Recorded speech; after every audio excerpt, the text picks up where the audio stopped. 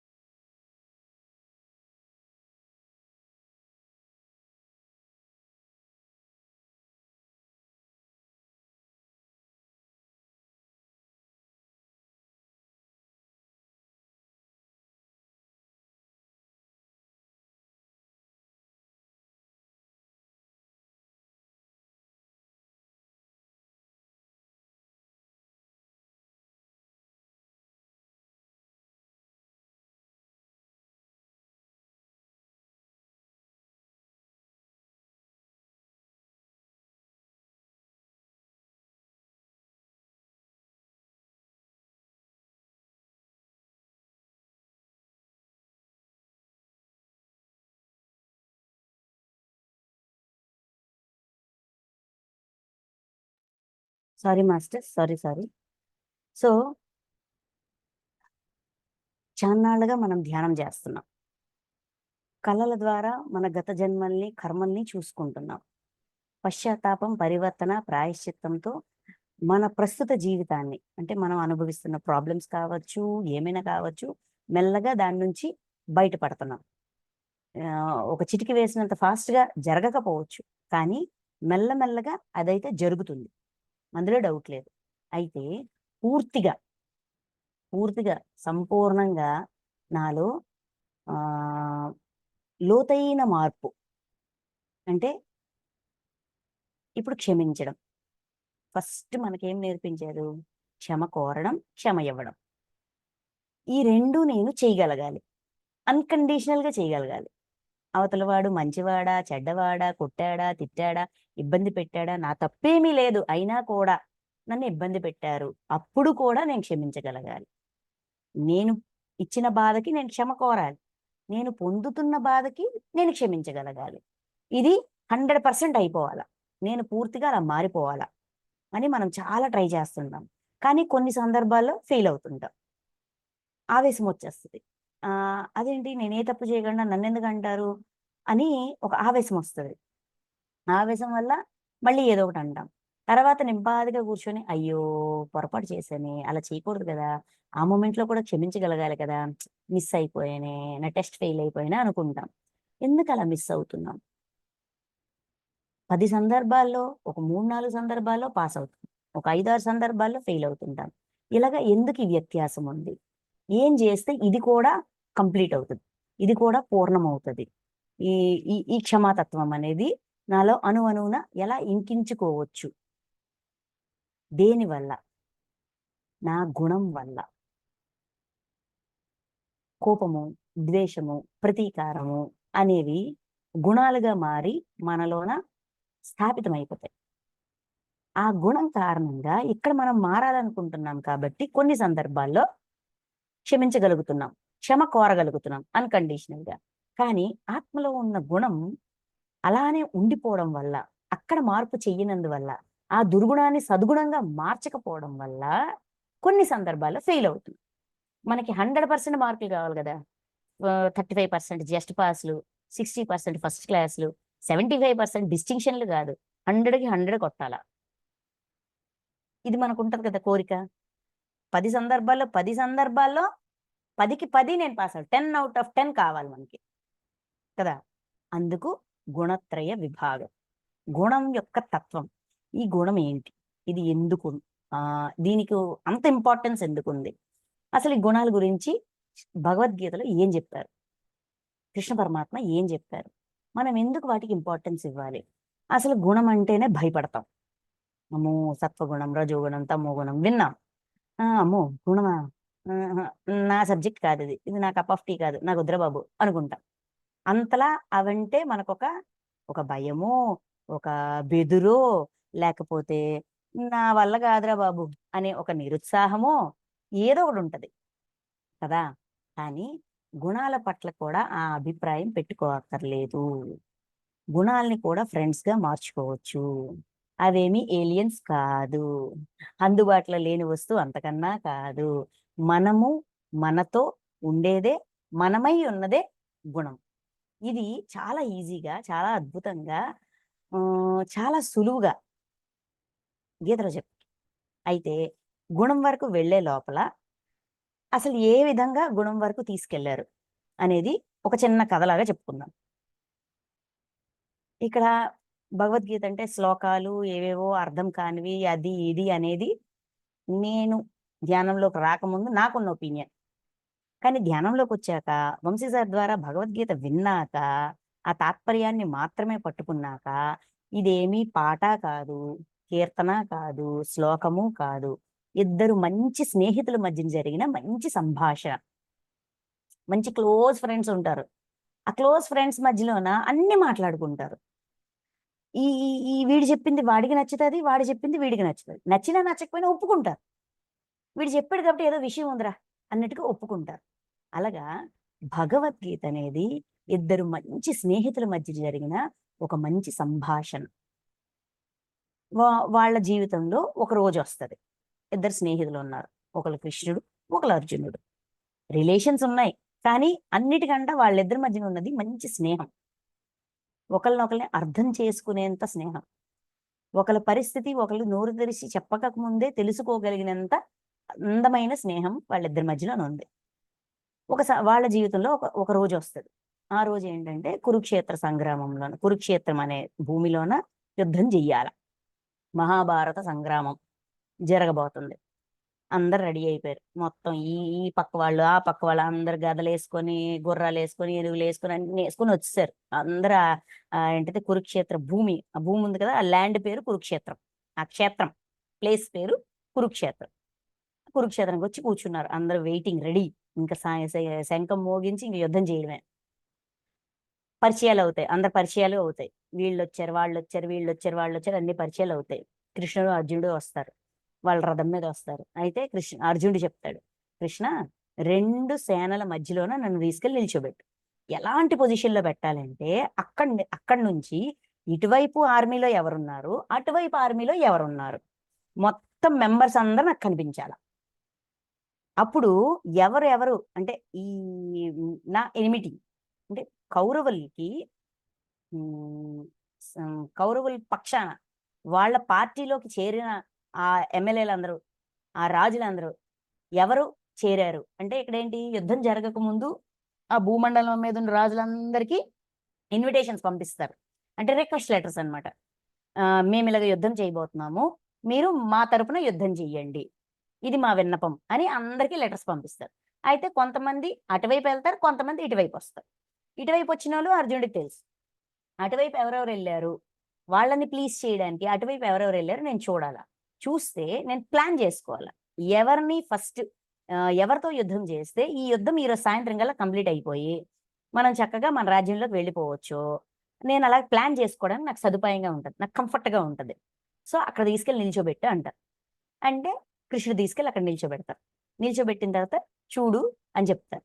అర్జునుడు అక్కడ నిల్చుంటారు. నిల్చొని అందరినీ చూస్తారు. ఎవరెవరు కౌరవుల టీంలో ఎవరెవరు ఉన్నారో అందరినీ చూస్తారనమాట. ఏ రాజులు వాళ్ళకి సపోర్ట్ చేస్తున్నారు అనేది అన్నీ చూస్తారు. చూసిన తర్వాత తాతల్ని, తండ్రుల్ని అందరినీ చూస్తారు. అందరినీ చూసిన తర్వాత అతనికి వాళ్ళ వాళ్ళ వల్ల ఫేస్ చేసిన ఆ ప్రాబ్లమ్స్ అన్నీ గుర్తొస్తాయి అనమాట. గుర్తొచ్చి పద ఇంకా యుద్ధం చేసి ఈ రోజే క్లోజ్ చేసేద్దాము అని చెప్పి అంటారు. అయితే అప్పుడు కృష్ణుడు అంటారు, పరికించి చూడు అని ఒక మాట అంటారు. అంటే బాగా గమనించి చూడు, అక్కడ ఎవరున్నారో గమనించి చూడని చెప్పి వాళ్ళ వల్ల పొందిన స్వీట్ మెమరీస్ అన్ని గుర్తు చేస్తారు. ఇప్పుడు మన జీవితంలో తండ్రి కావచ్చు, తల్లి కావచ్చు, అన్నదమ్ములు కావచ్చు, అక్కచెల్లు కావచ్చు, అత్తగారు కావచ్చు, ఎవరైనా కావచ్చు, ఫ్యామిలీ మెంబర్స్ వాళ్ళ వల్ల బాధే వచ్చిందంటాం, కానీ వాళ్ళ వల్ల సంతోషం కూడా వచ్చి ఉంటది కదా. మనకు కొంత ప్రేమని, స్నేహాన్ని పంచి ఉంటారు కదా. ఏదో మనకు తెలియని విషయాలు కొన్ని నేర్పించి ఉంటారు కదా. ఒక వ్యక్తి వల్ల, ఒక కుటుంబం వల్ల మనం బాధని పొంది ఉండొచ్చు, కానీ సంతోషాన్ని కూడా పొంది ఉంటాము. అది గుర్తు చేస్తా. అవన్నీ గుర్తు చేశాక అవన్నీ గుర్తొచ్చి అయిన వాళ్ళతో యుద్ధం చెయ్యాలా, ఎందుకులే ఊరుకుని పోదాం అన్నట్టుగా అర్జునుడు ఫీల్ అవుతారు. అప్పుడు మళ్ళీ అంటారు, మళ్ళీ పరికించి చూడు అంటారు. అప్పుడు ఏం చేస్తారంటే బ్యాడ్ థింగ్స్, వాళ్ళ వల్ల జరిగిన నష్టాలు, గాయాలు, ఇబ్బందులు, ఇక్కట్లు అవన్నీ గుర్తు చేస్తారనమాట. గుర్తు చేస్తే ఇంకా లాభం లేదు, ఈరోజు కంప్లీట్ చేయాల్సిందే, యుద్ధం చేయాల్సిందే అని మళ్ళీ వేడెక్కిపోతారనమాట. అంటే కోపం వస్తుంది, ఆవేశం వస్తుంది. కోపం కూడా కాదు, ఆవేశం ఆవేశం వస్తుంది. అయితే ఈ స్వీట్ థింగ్స్ ఎందుకు గుర్తు చేశారు, ఈ బ్యాడ్ థింగ్స్ ఎందుకు గుర్తు చేశారు? ఇక్కడ మనమేం నేర్చుకోవాలి? మనమేం నేర్చుకోవాలంటే స్వీట్ మెమరీస్, మనకి సంతోషాన్ని ఇచ్చిన వాళ్ళ పట్ల కృతజ్ఞతా భావం ఉందా లేదా అని టెస్ట్ చేశారు అర్జునుడిని. తర్వాత బాధ పెట్టిన వాడిని క్షమిస్తారా లేదా, అంటే తనలో ఉన్న క్షమాతత్వం ఎంతవరకు అప్గ్రేడ్ అయ్యింది. 12 ఏళ్ళు సాధన చేశారు కదా అడవుల్లో ఉండి, ఎంతవరకు మార్పు వచ్చింది, గుణంలో ఎంతవరకు మార్పు వచ్చింది అని పరీక్షిస్తారు. రెండిట్లోనూ కూడా అర్జునుడు పాస్ అవుతారు, కృతజ్ఞతని పెంచుకుంటారు. అందుకని వద్దు, బాధ పెట్టొద్దు అనుకుంటారు. తర్వాత క్షమాతత్వం ఉందా లేదా అని చెక్ చేస్తారు. క్షమిస్తారు, క్షమించగలుగుతారనమాట. అప్పుడు తనలోన కరుణ ఉద్భవిస్తుంది. ఎప్పుడైతే 1000 Seeds of Joy బుక్లోన మాట అంటారు లక్ష్మీదేవి, కరుణ అనేది హృదయంలో వికసించాలంటే క్షమ అనే ఈ 2 అక్షరాల పదం మన జీవితంలో ఉండాలి. క్షమ ద్వారా మాత్రమే కరుణ ఉద్భవిస్తాది అంటారు. ఎప్పుడైతే అర్జునుడిలో ఉన్న క్షమాతత్వాన్ని తట్టిలేపారో ఆయనలో కరుణ ఉద్భవిస్తారు. అక్కడి నుంచి నేను ఎవ్వరినీ చంపను, నా వల్ల ఇంతమంది చనిపోవడం నాకు అంగీకారం కాదు అని రకరకాల కారణాలు చెప్తారు. అంటే అతను తీసుకున్న డెసిషన్, ఎందుకు ఈ నిర్ణయం తీసుకున్నారు, యుద్ధ భూమిలో నిల్చొని, సెంటర్లో నిల్చొని గాంధీవం పడేసి రథంలో కూర్చుడిపోయి నేను యుద్ధం చేయనని నిర్ణయం తీసేసుకుంటారు. అయితే అక్కడ ఉన్న కృష్ణుడికి సమాధానం ఇవ్వాల్సిన బాధ్యత ఈయనకుంది. తన ఫ్రెండ్కి తన డెసిషన్ వెనక కారణాలు ఏంటి అని చెప్తారనమాట. తర్వాత వచ్చేవాళ్ళు వీళ్ళు వాళ్ళు అంటే ఇంటి పెద్దలు లేకపోతే ఇంట్లో పిల్లలకి నీతి, ధర్మం, న్యాయం నేర్పించేవాడు ఉండడు, విధి విధానాలు నేర్పించే వాళ్ళు ఉండరు, కాబట్టి వాళ్ళు భ్రష్టు పట్టిపోతారు. ఇలాగ రకరకాల రాబోయే 3 జనరేషన్స్ నశించిపోతాయి. ఆల్రెడీ చనిపోయిన వాళ్ళకు కూడా తిలోదకాలు అందక వాళ్ళు ఇబ్బంది పడతారు. ఇవన్నీ ఇంతమంది మృత్యువుకి నేను హేతువు కాకూడదు. నేను గాని గాంధీవం పడిశాను అనుకో, దుర్యోధనుడు వచ్చి నన్ను చంపేస్తాడు. చంపేసి వాడి ఈగో సాటిస్ఫై అయిపోద్ది. అప్పుడు ఇంకా యుద్ధం సమాప్తం అయిపోద్ది. వాడి రాజ్యం వాడు తీసుకుంటాడు. మనల్ని అందరిని వదిలేస్తాడు. నేను ఒక్కడిని చచ్చిపోతే ఇంతమంది సేవ్ అయిపోతారు. అందుకే నేను యుద్ధం చేయను అని చెప్తారు. ఇది చెప్పేసరికి కృష్ణుడు ఒకటే అంటారు, నువ్వు పండితుడిలాగా మాట్లాడుతున్నావు, బానే ఉంది, అన్నీ తెలిసినట్టుగా. ఇక్కడ పండితుడు అంటే ఏంటి? జ్ఞాని. అన్ని అంటే ఈ సృష్టిలో ఉన్న ఈ సృష్టిలో ఉన్న సత్యము, ఈ సృష్టిలో ఉన్న తత్వం, ప్రొసీజర్స్, రూల్స్ అండ్ రెగ్యులేషన్స్ అన్నీ మొత్తం తెలిసినట్టుగా మాట్లాడుతున్నావు. కానీ అన్నీ తెలిసిన వాడు బతికున్న వాడి గురించి కానీ చనిపోబోయే వాడి గురించి కానీ బాధపడ్డు. పండితుడు ఈ విధంగా బాధపడ్డు, ఒక జ్ఞాని ఈ విధంగా బాధపడ్డు అని చెప్పి ఎప్పుడైతే కరుణ ఉద్భవించిందో అప్పుడు అసలు విషయం ఏంటి? ఈ శరీరం అంటే బాధపడడానికి కూడా, బాధ వెనక కూడా కారణం ఉండాలి. అండ్ ఈరోజు ఇక్కడ అందరూ వచ్చి నిల్చున్నారు అంటే ఇది ఆల్రెడీ డిజైన్ అయింది. సరే, ముందు విషయం తెలుసుకో. అంటే అతను చెప్పిన కారణాలు, అర్జునుడు చెప్పిన కారణాలు ఎంతవరకు కరెక్టా కాదా, సరి అయినవా సరికానివా, అవి ఆ ఇన్ఫర్మేషన్ మాత్రం ఇస్తారు. కానీ నువ్వు యుద్ధం చెయ్యని కానీ యుద్ధం చెయ్యొద్దని కానీ చెప్పరు. నీకున్న డౌట్స్ అన్ని క్లారిఫై చేస్తా. తర్వాత డెసిషన్ నీది. యథా ఇచ్చేసి తదాకురు అర్జున అని చెప్తారు. నీకు ఎలా నచ్చితే అలా చెయ్యి. నువ్వు అడిగిన డౌట్స్ అన్ని క్లారిఫై చేశా. ఈ సృష్టి యొక్క తత్వాన్ని చెప్పా, కర్మతత్వాన్ని చెప్పా, తర్వాత ఏంటది ఆత్మతత్వాన్ని చెప్పా. ఏది సరి అయినది ఏది సరి కానిది అనేది కూడా క్లారిఫికేషన్ ఇస్తారు. ఎందుకంటే అంతవరకు అర్జునుడికి ఉన్న ఇన్ఫర్మేషన్ వేరు, కానీ అసలు జ్ఞానం వేరు. అది తెలియజేస్తారు. సో అప్పుడు చెప్పాక అప్పుడు అర్జునుడు అంటాడు, నాకు ఇక్కడ ఏమీ తోచట్లేదు, ఏ నిర్ణయం తీసుకోవాలో నాకు తెలియట్లేదు, మీరు చెప్పండి, మీరు గైడ్ చేయండి, మిమ్మల్ని గురువుగా భావిస్తున్నాను అని అర్జునుడు అంటాడు.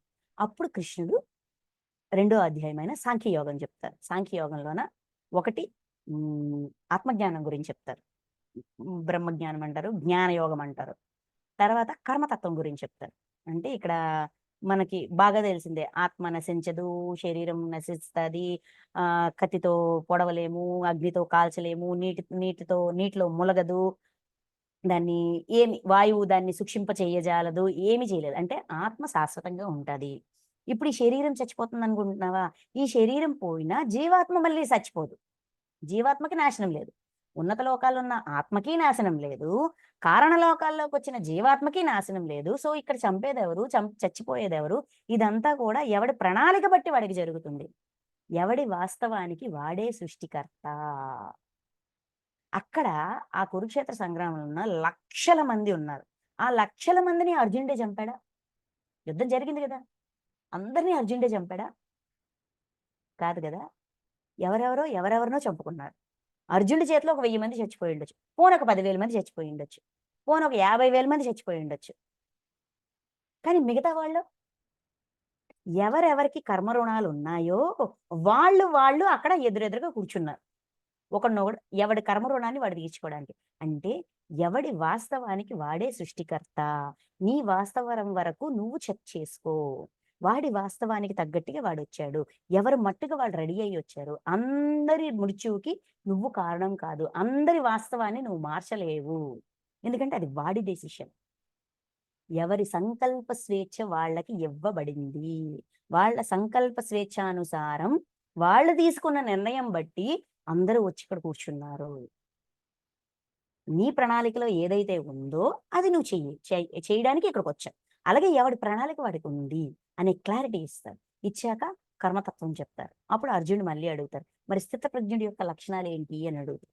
స్థితప్రజ్ఞుడి యొక్క లక్షణాలన్నీ చెప్తారనమాట. భావోద్వేగాల్ని సమతుల్యంగా ఉంచుకునేవాడు స్థితప్రజ్ఞుడు. వాడి ప్రవర్తన ఈ విధంగా ఉంటది, వాడి తీరు ఈ విధంగా ఉంటదని అన్ని ఎక్స్ప్లెయిన్ చేస్తారు. అన్ని చెప్పాక అర్జునుడు మళ్ళీ అడుగుతారు, మరి జ్ఞానమే అంత గొప్పదైనప్పుడు నన్ను యుద్ధం చేయమని ఎందుకు ప్రోత్సహిస్తున్నారు? జ్ఞానయోగమే గొప్పదన్నారు. కర్మయోగం జ్ఞానయోగం 2 చెప్తారు. ఆత్మ గురించి చెప్తారు, కర్మ సిద్ధాంతం చెప్తారు. జ్ఞానయోగం గొప్పదన్నప్పుడు మరి నన్ను యుద్ధం ఎందుకు చేయమంటున్నారు అని అర్జునుడు అడుగుతారు. అడిగితే దానికి కృష్ణుడు అప్పుడు చెప్తారన్నట, నువ్వు కర్మయోగి అవ్వాలన్నా, జ్ఞానయోగి అవ్వాలన్నా, యోగ స్థితిలోకి వెళ్ళాలన్నా కర్మని ఆచరించక తప్పదు ఎవ్వరికైనా. కర్మ సిద్ధాంతం చెప్తారన్నమాట. కర్మ చెయ్యడం మన విధి. కర్మ అంటే ఏంటి? పని. ఇప్పుడు జ్ఞానయోగి, పోనీ సాధువు, సన్యాసి ఏ పని చేయకుండా ముక్కు మూసుకొని ఓ మూల కూర్చొని ధ్యానం చేసుకుంటాం రా బాబు, మాకు ఇవేవి వద్దు. శ్వాస పీల్చడం కూడా ఒక పనే, చేతులు ఇలా లాక్ చేసుకోవడం కూడా ఒక పనే, కాళ్ళు మడత పెట్టుకొని కూర్చోవడం కూడా ఒక పనే. ఇవన్నీ పనులే. పని లేకుండా జ్ఞానయోగి కాలేము, కర్మయోగి కాలేము. అసలు యోగ సిద్ధే రాదు. అంటే ఇక్కడ భూమి మీద ఉన్నవాడే పని చేస్తున్నాడు, వాడు బాడీ వెకేట్ చేసిన తర్వాత లేకపోతే ఉన్నతంలోకమైన మాస్టర్ అయిపోయిన తర్వాత పని చేయక్కర్లేదంటే ఎవడైనా పని చేయాల్సిందే అని తనను తాను ఒక ఎగ్జాంపుల్గా ఇచ్చుకొని చెప్తారు. నాకు కర్మబంధాలు ఏమీ లేవు, కర్తవ్య కర్మలంటూ నాకు ఏమీ లేవు, అయినా కూడా నేను పనిచేస్తూ ఉంటాను. నేను పని చేయకపోతే నన్ను ఆచరించేవాళ్ళు, నన్ను అనుసరించేవాళ్ళు, అంటే నన్ను ఫాలో అయ్యేవాడు నేను చెప్పేది విండు, నేను చేసేది చూసి నేర్చుకుంటాడు. నేనేం చేస్తున్నా వాడు అది చేస్తాడు. ఇప్పుడు మనకు పత్రి సార్ ఉన్నారు, ఆయన ఏం చెప్తారు? ముక్కు మూసుకొని ధ్యానం చేయండి, సారీ ముక్కు మూసుకుంటారు, శ్వాసను గమనిస్తూ ధ్యానం చేయండి అని చెప్తారు. ఆయన ఏం చేస్తారు? ఆయన కూర్చొని ధ్యానం చేస్తారు. అంటే ఆయన చెప్పింది, ఆయన ఆచరించింది ఆయన చెప్తారు, ఆయన చెప్పిందే మళ్ళీ ఆయన ఆచరిస్తారు. అలాగా ఎప్పుడైనా ఒక రోల్ మోడల్గా ఉండేవాళ్ళు ఎవరైతే ఫాలో అవుతారో, ఎవరినైతే అందరూ ఫాలో అవుతారో ఆ వ్యక్తికి కొన్ని బాధ్యతలు ఉంటాయి, కొన్ని తప్పనిసరిగా పాటించాల్సిన నియమాలు ఉంటాయి. ఏదైతే నేను ఆచరించానో దాన్నే నేను చెప్పాలా, చెప్పిన తర్వాత నేను ఖచ్చితంగా దాన్ని ఆచరించి తీరాలా, పక్కన పెట్టేయడానికి వీల్లేదు. ఇలాగా కర్మ సిద్ధాంతం గురించి ఈ సృష్టిలో ప్రతి ఒక్కరు మనం ఏమనుకుంటాము, దైవంగా మారినవాడు, పరమాత్మ అయిపోయిన వాడు, పూర్ణాత్మ అయిపోయిన వాళ్ళకి ఏం పని ఉండదబ్బా, హాయిగా కూర్చుంటారు అనుకుంటాం. కాదండి, మనకే ఇన్ని పనులుంటే వాళ్ళకి అన్ని పనులుంటాయి. ఎవ్వరి పని వాళ్ళు చేస్తూ ఉంటారు. పని చెయ్యకపోవడం అనేది, కర్మని ఆచరించకపోవడం అనేది లేనే లేదు ఈ సృష్టిలో. ఏ స్థితిలో ఉన్నవాడు ఆ పని చేస్తా ఉంటారు. కాబట్టి ఎవరి పని వాళ్ళు చెయ్యాలి అని క్లారిటీ ఇస్తారు. క్లారిటీ ఇస్తూ ఈ జ్ఞానం అంటే ఈ కర్మ సిద్ధాంతానికి సంబంధించిన ఈ జ్ఞానం అంతా కూడా ఏనాటి నుంచో, ఇప్పుడు ఏదో కొత్తగా నేను తయారు చేసి చెప్పట్లా, మళ్ళీ మనకి ఏదో డౌట్ వస్తుంది కదా. అంటే కృష్ణుడు చెప్పిన దానికి అర్జునుడికి తెలిసిన దానికి చాలా డిఫరెన్స్ ఉంది. నమ్మాలా వద్దా అని సందిగ్ధం వస్తుంది కదా, డౌట్ వస్తుంది కదా. డౌట్ వచ్చింది, డౌట్ వస్తుందేమో అందుకే ముందే చెప్పేస్తారనమాట. ఇది నేనేదో ఇప్పుడు కొత్తగా తయారు చేసి చెప్తుంది కాదు. యుగాల క్రితం సృష్టి యొక్క ఆరంభంలోన నేను సూర్యుడికి చెప్పాను, సూర్యుడు తన పుత్రుడైన మనం ఇక్ష్వాకునికి మనువుకి చెప్పారు, మనువు ఇక్ష్వాకునికి చెప్పారు. ఇలాగా పరంపరగా ఇది వచ్చింది. ఇది ఒక ఒక పరంపరగా వస్తూ మధ్యలోన భూమి మీద లిప్తప్రాయం అయిపోయింది, కనుమరుగైపోయింది. ఎందుకంటే దాన్ని అర్థం చేసుకునేవాడు స్థితి జనాల్లో తగ్గిపోయింది కాబట్టి అని చెప్తారు. అర్జునుడికి డౌట్ వస్తుంది, అదేటది నువ్వు నేను ఈ టైంలోనే ఉన్నాం కదా, అయితే నాకంటే 10 సంవత్సరాలు పెద్ద ఉంటావు, లేదంటే 15 సంవత్సరాలు పెద్ద ఉంటావు. సూర్యుడు అంటే ఎప్పుడో యుగం యొక్క స్టార్టింగ్ లో ఉన్న వ్యక్తి, ఆయనకి మీరు జ్ఞానం చెప్పడం ఏంటి? ఇది ఎలాగ సాధ్యం? నాకేం అర్థం కావట్లేదు అన్నట్టుగా అర్జునుడు మళ్ళీ క్వశ్చన్ చేస్తే అప్పుడు అంటారు, అది 4వ అధ్యాయం జ్ఞాన కర్మ సన్యాస యోగం. ఈ జ్ఞానము నాకు తెలుసు, నీకు తెలియదు. ఎందుకంటే నువ్వు నేను ఇద్దరం చాలా జన్మలు తీసుకున్నాం.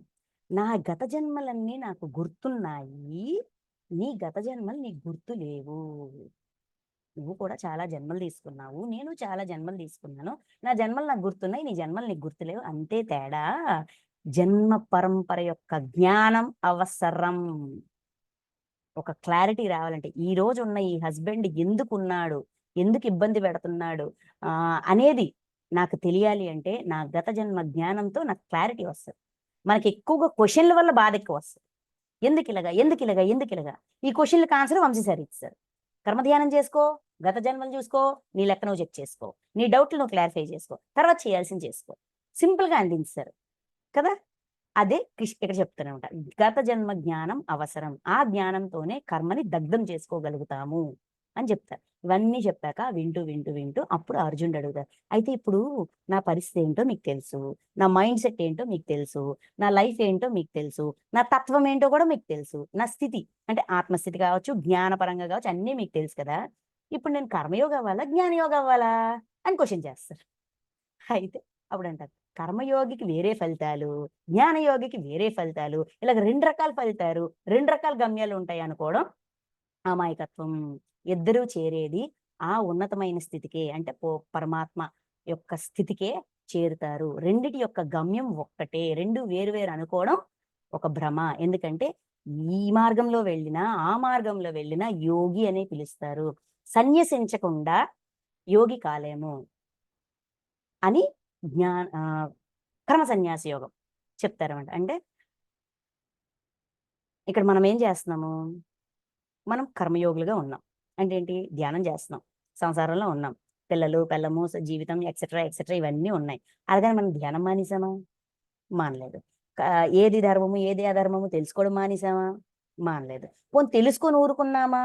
ఆచరిస్తున్నాం కదా, మన లైఫ్లో ఫాలో అవుతున్నాం కదా.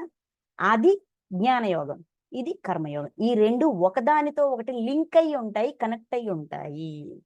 తెలుసుకున్న జ్ఞానాన్ని మన లోపలికి ఎక్కించడం, ఎక్కించిన జ్ఞానాన్ని ఆచరణలో పెట్టడం, అది మన నిజ జీవితంలో అంటే మన ఫిజికల్ లైఫ్లో అప్లై చేస్తూ చేస్తూ ఆచరణలో పెడుతూ పెడుతూ పెడుతూ పెడుతూ దాన్ని అవును ఇది కరెక్టే అని కన్ఫర్మేషన్ గా చేసుకుంటూ దాని నెక్స్ట్ స్టెప్ ఏంటి అని వెతుక్కుంటూ వెతుక్కుంటూ వెతుక్కుంటూ వెళ్తాం. సో జ్ఞానయోగం కర్మయోగం రెండు కలిసి ఉన్నాయి. అందుకే మనది మధ్య మార్గం.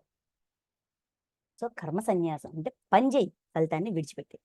ఇలా చేయగా చేయగా అంటే మనం ఇప్పుడున్న బంధాలని బాధ్యతగా చూస్తూ అంగీకరించాలి.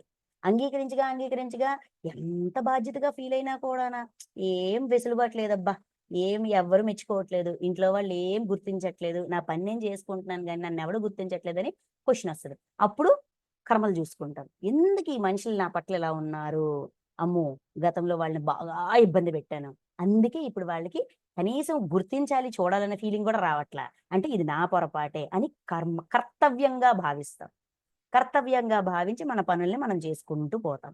ఇలా భావించగా భావించగా మళ్ళీ మనకి ఎంత చేసినా కూడా ఇలానే ఉండే పరిస్థితి, నాకు ఇంకా విడుదల రావట్లేదే, ఇంకా ఫ్రీడమ్ రావట్లేదంటే నిష్కామ కర్మ. ఫలితాన్ని ఆశించకుండా కర్తవ్యంగా భావించి కర్తవ్య కర్మలని నిష్కామంగా భావించి చేయమని చెప్తారు.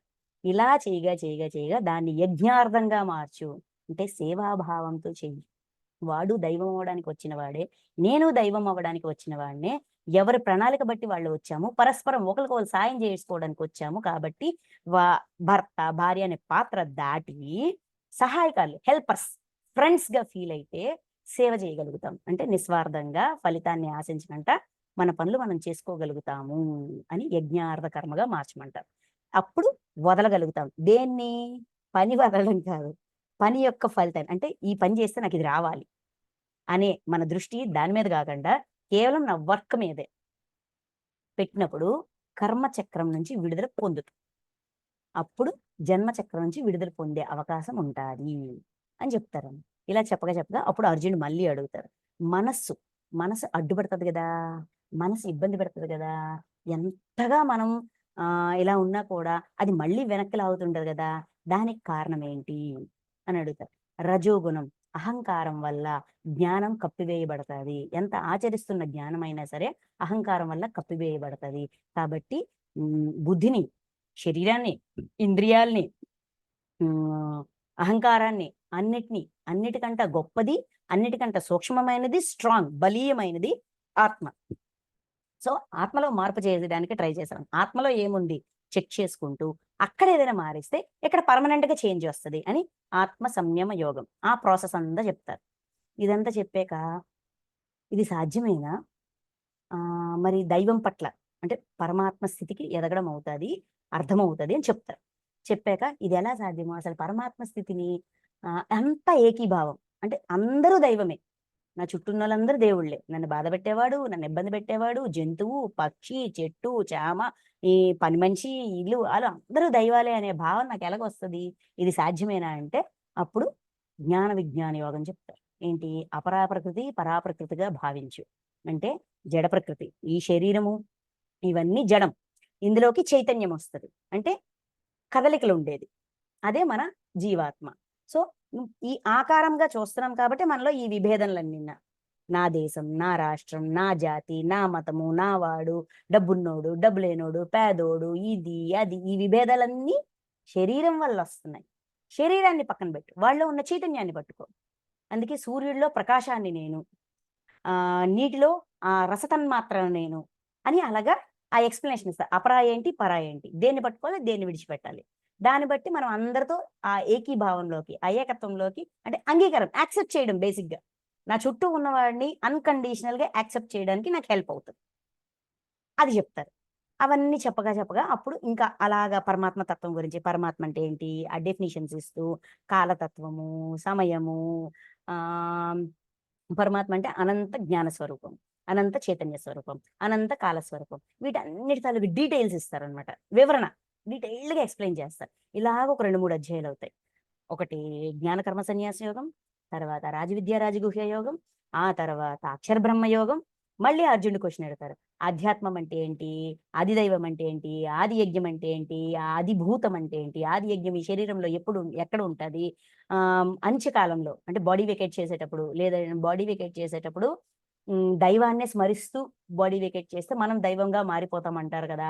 అప్పుడు ఆ పని చెయ్యాలని ఎలా గుర్తుంటది? అది యోగులకి ఎలా తెలుస్తది? ఇలాగ రకరకాల క్వెషన్స్ ఏస్తారు.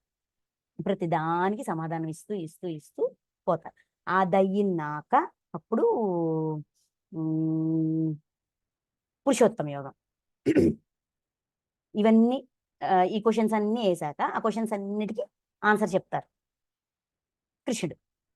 ఆన్సర్ చెప్తూ ఆహ్, సమయము, తర్వాత మరణానంతర జీవితము అంటే ఈ సాధనలో ఉన్నవాడు మరణించిన తర్వాత ఎక్కడికి వెళ్తారు? ఏ విధమైన జీవితం ఉంటుంది? అసలు మరణం తర్వాత కూడా జీవితం ఉంటాదనేది మనకు తెలీదు. అది ఎక్స్‌ప్లెయిన్ చేస్తారనమాట. ఇలాగ ఈ రకరకాలుగా అర్జునుడు ప్రశ్నలు అడగడం, కృష్ణుడు సమాధానం ఇవ్వడం. ఇలాగ అర్జునుడు ప్రశ్నలు అడగడం, కృష్ణుడు సమాధానం. ఇవన్నీ విన్నాక ఓకే. నాకు అర్థమైంది. పరమాత్మ అంటే ఏంటో అర్థమైంది. కర్మ అంటే ఏంటో అర్థమైంది. ఇవన్నీ అర్థమయ్యాయి బానే ఉంది. మరి ప్రతి క్షణము అంటే ఇప్పుడు నేను ఒక దానిగా మారాలి అంటే ఫర్ ఎగ్జాంపుల్ మనం చిన్నప్పుడు మనకి టేబుల్స్ ఎక్కాలు. ఎక్కాలు నేర్చుకోవాలంటే మనకేం చెప్పేవారు? 10 సార్లు రాయండి. 20 సార్లు చదవండి అని క్లాస్ రూమ్‌లో కూర్చోబెట్టి అందరి చేత రిసైట్ చేయించేవారు. అంటే ఒకటి మన లోపలికి ఇంకిపోవాలంటే అంత మననం ఉండాలి. మననం ద్వారా ఏదైనా మనలో ఇంకించగలం. అయితే ప్రతి క్షణము ఈ విషయాన్ని అంటే నేను ఈ ఏంటిది నాలో లక్షణాలని దివ్యంగా మార్చాలి. నేను అంటే ఇప్పుడు మనలో క్షమ ఉంది. క్షమ లిమిటెడ్‌గా ఉంది. నా వాడైతే క్షమిస్తా. నా వాడు కాకపోతే క్షమించను. ఇలా కొన్ని వ్యత్యాసాలున్నాయి కదా! చిన్నో చితకో డిఫరెన్స్‌లున్నాయి గదా! ఇలా డిఫరెన్స్‌లు లేకుండా అన్‌లిమిటెడ్‌గా ఆ గుణాన్ని, ఆ లక్షణాన్ని నేనింకా బాగా పెంచియాల. పెంచియాలంటే నిరంతరం నాకు గుర్తుండాల. నాకు ప్రతి క్షణం అవేర్‌నెస్ ఉండాల. ఈ ప్రతి క్షణం నాకు ఈ అవేర్‌నెస్ ఉండాలంటే మీ విభూతులు ఈ విశ్వమంతా విస్తారంగా ఉన్నాయి. నాకు మీ విభూతుల గురించి చెప్పండి. అంటే నేను ఎటువైపు చూసినా కూడా నాకిది గుర్తు రావాల. నాకు మెమరీలో ఉండిపోవాల. ఓకే. ఇది కూడా పరమాత్మ స్వరూపం. ఇది కూడా పరమాత్మ స్వరూపం. దీన్ని కూడా దైవంగానే భావించాలి. దీన్ని దైవంగా భావించాలి. అందరి పట్ల ఈ విధంగా ఉండాలి. అలా అనుకుంటూ ఈ దివ్యత్వ లక్షణాలు ప్రతిదీ ప్రేమ, స్నేహం ఏంటిది త్యాగము, సహాయం చేయడము ఇలాంటివన్నీ కూడా అన్‌కండీషనల్‌గా వ్యత్యాసాలు లేకుండా చేయాలంటే నాకు విభూతుల గురించి చెప్పండి అని అడుగుతారు అర్జునుడు. అప్పుడు విభూది యోగంలోని ప్రతీది దగ్గర ఒక 60-70 ఎగ్జాంపుల్స్ ఇస్తారు. ఇందులో నేను, ఇందులో ఇది నేను, ఈ చెట్లన్నిటిలోన రావి చెట్టుని నేను, అశ్వత్థ వృక్షాన్ని నేను, గోప్య విషయ రక్షణమున మౌనమును నేను, భావనలు, తర్వాత గ్రామర్‌లో ఉన్న తెలుగు గ్రామర్, వ్యాకరణంలో, సమాసాలలో ద్వంద్వ సమాసం నేను, అక్షరాలలో అక్షరం నేను, అన్ని శృతుల్లో ఓంకారం నేను, ప్రతిధ్వనించే వాటన్నిటిలోన ఓంకారం నేను. ఇలాగ ఎగ్జాంపుల్స్ ఇస్తారనమాట. అంటే స్పెషలైజేషన్. పర్వతాలన్నీ పర్వతాలే. అన్నిటికి సేమ్ క్వాలిటీస్ ఉంటాయి. కానీ సుమేరు పర్వతం నేను అంటారు. సుమేరులో ఉన్న స్పెషాలిటీ ఏంటి? అతను ఏ లక్షణాన్ని అంతగా డెవలప్ చేసుకున్నాడు ఆ స్థితికి రావడానికి? వినయం. నా వల్ల ఎవరు ఇబ్బంది పడకూడదు అనే భావన. ఇలాగ ప్రతి లక్షణంతో వాళ్ళు స్పెషల్ అవుతున్నారనమాట. ఆ గుంపులోంచి సెపరేట్ చేసినట్టుగా. అలాగే ఎక్స్‌ప్లెయిన్ చేస్తారు. ఇవన్నీ ఎక్స్‌ప్లెయిన్ చేశాక ఈ విశ్వంలోన మీ విభూతులకి అంతమే లేదు. చాలా ఉన్నాయి నాకర్థమైంది. మీ రూపాన్ని, ఆ విశ్వరూపాన్ని చూడాలనిపిస్తుంది అని అర్జునుడు మళ్ళీ అడుగుతారు. అప్పుడు పరమాత్మ విశ్వరూప సందర్శనం. విశ్వం యొక్క రూపాన్ని అర్జునుడికి చూపిస్తారు. అది చూసాక ఆయన భావాన్ని, ఆయనకేమనిపించింది, ఇవన్నీ కూడా అర్జునుడు ఎక్స్‌ప్లెయిన్ చేస్తారనమాట. ఇలా ఉన్నాయి, అలా ఉన్నాయి ఇవన్నీ చెప్తారు. ఇవన్నీ చెప్పాక అప్పుడు ఫైనల్గా కృష్ణ ఒక మాట అంటారు, ఈ విశ్వరూపం అనేది దుర్లభం, అందరికీ దొరికేది కాదు.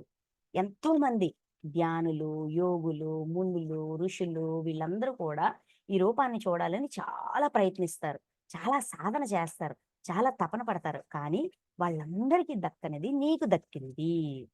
ఎందుకు అంటే నీకు అనన్య భక్తి ఉంది అని చెప్తారు. అని చెప్పి అసలు అనన్య భక్తి అంటే ఏంటి అని చెప్తారనమాట. అనన్య భక్తి డెఫినేషన్ ఇస్తారు.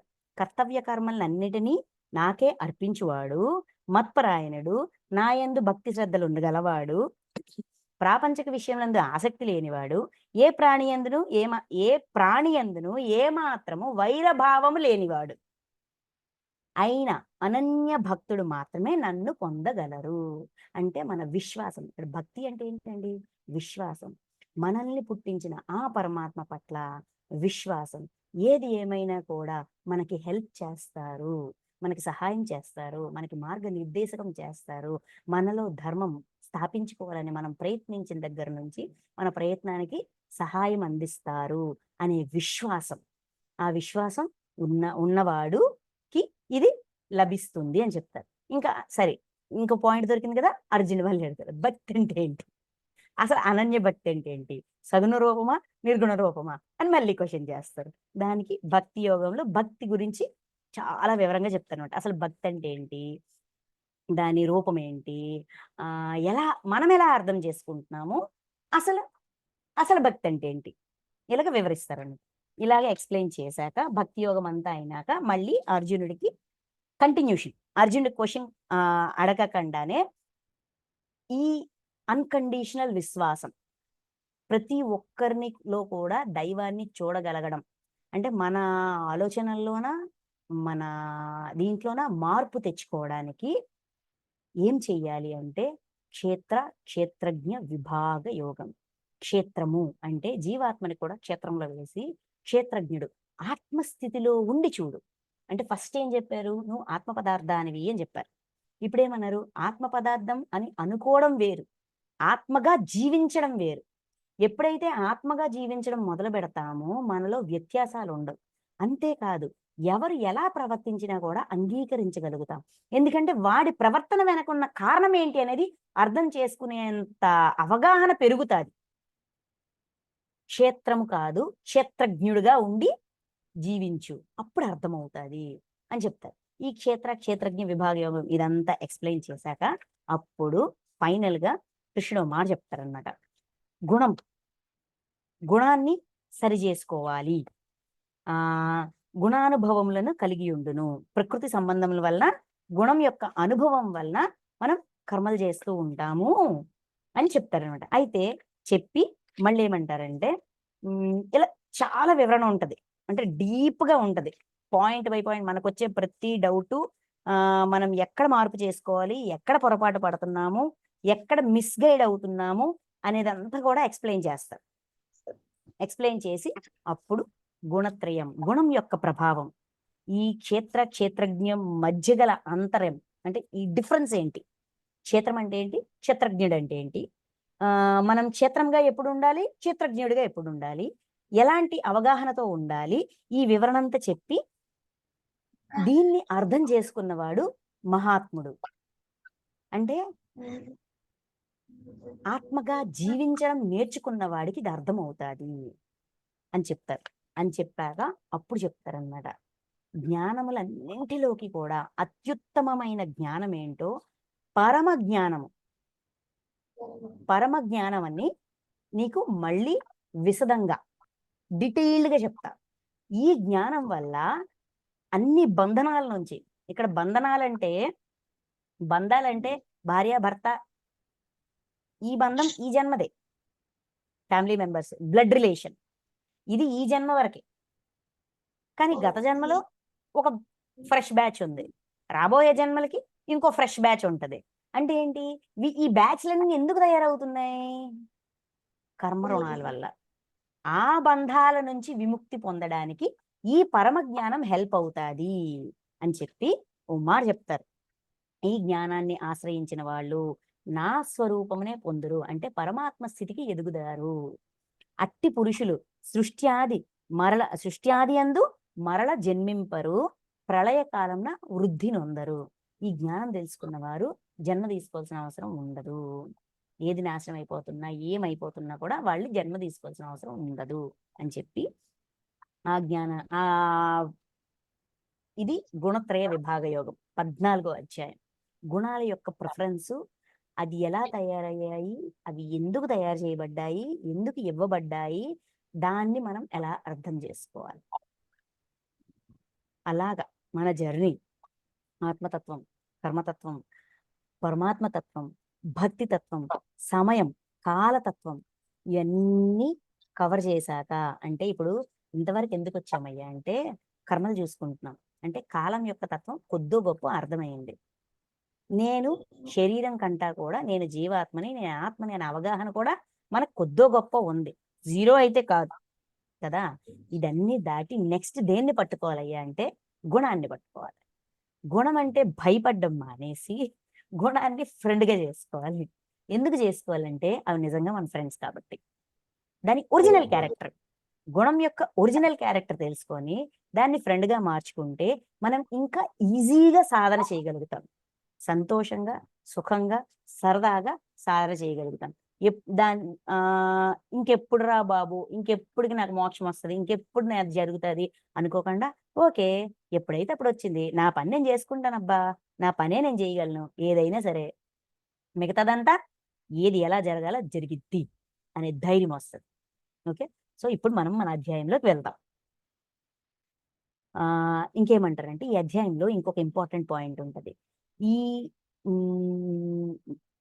3వ శ్లోకం, ఓ అర్జున, నా మహద్బ్రహ్మ రూపమైన మూల ప్రకృతి సర్వ ప్రాణులకు జన్మస్థానం. మూల ప్రకృతి జన్మస్థానం, దాని యందు చేతన సముదాయ రూపమైన బీజమును ఉంచెదను, అంటే స్థాపన చేస్తారు. మూల ప్రకృతి జన్మస్థానం, దాంట్లో బీజం యొక్క స్థాపన జరిగిద్ది. ఆ జడ చేతన సంయోగం వల్లే, ఈ జడ పదార్థము ఈ చేతన పదార్థం యొక్క సంయోగం వల్లే అన్ని భూతాలు, సర్వభూతాలు ఉత్పత్తి చెందుతూ ఉంటాయి. అంటే నానాయోనుల యందు జన్మించు ప్రాణులను తన గర్భమున ధరించు మూల ప్రకృతియే అన్ని ప్రాణులకు తల్లి. కామన్ గా అన్ని ప్రాణులకు, అది కుక్క, పిల్ల, నక్క, సింహమా, చెట్ట, గరికపోస, లేదంటే గడ్డి పరక, లేదంటే మహావృక్షమా, లేదంటే మనిష, డబ్బున్నోడా డబ్బు లేనోడా, ఇవన్నీ అందరికీ మూల ప్రకృతే తల్లి. అండ్ బీజస్థాపన చేయు పరమాత్మే తండ్రి. అందరికీ ఫాదర్ అండ్ మదర్ కామన్. అనగా సర్వ ప్రాణులకు ప్రకృతియే తల్లి, నేనే జనకుడను. సో అందరికీ ఈక్వాలిటీ, అందరము సమానమే అనే విషయాన్ని తెలియజేస్తూ ఇంకేం చెప్తున్నారు చూద్దాం. ప్రకృతి నుండి ఉత్పన్నములైన సత్వ, రజస్, తమో గుణములు నాశము లేని జీవాత్మను శరీరమున బంధించును. జీవాత్మకి కూడా స్వేచ్ఛ ఉంటది. పూర్ణాత్మ నుంచి ఆత్మ అంశాత్మ వస్తుంది, అంశాత్మ నుంచి జీవాత్మ వస్తుంది. అంటే ఏంటి, అవి విడిపెడతాయి, ఎవరు సృష్టించరు, అవి తనంట తానుగా ఇలా విడిపెడతాయి. ఈ జీవాత్మ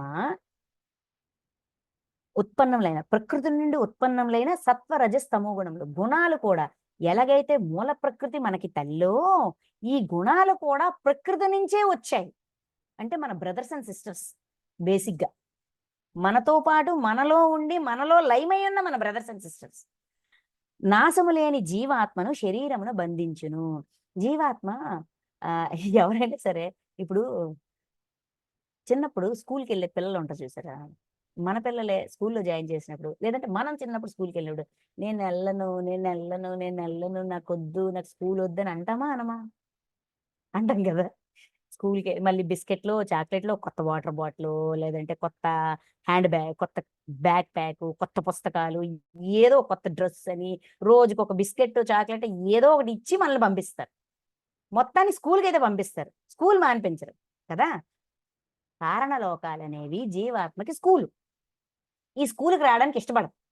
ముందు ఓకే అంటది, యూనిఫామ్ వేసుకొని అన్ని రెడీ అయిన తర్వాత ఎప్పుడు జంప్ అయిపోదామని చూస్తుంటుంది, బాడీ నుంచి ఎప్పుడు బయటికి వెళ్ళిపోదామని చూస్తుంటుంది. దానికి ఫ్రీడమ్ ఉంటుంది.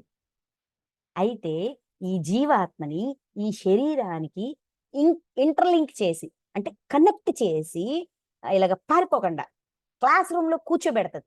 ఏంటయ్యా అంటే సత్వరజస్తమో గుణాలు. ఎందుకు కూర్చోబెడతదంటే ఏదో నేర్చుకోవడానికే కదా వచ్చావు.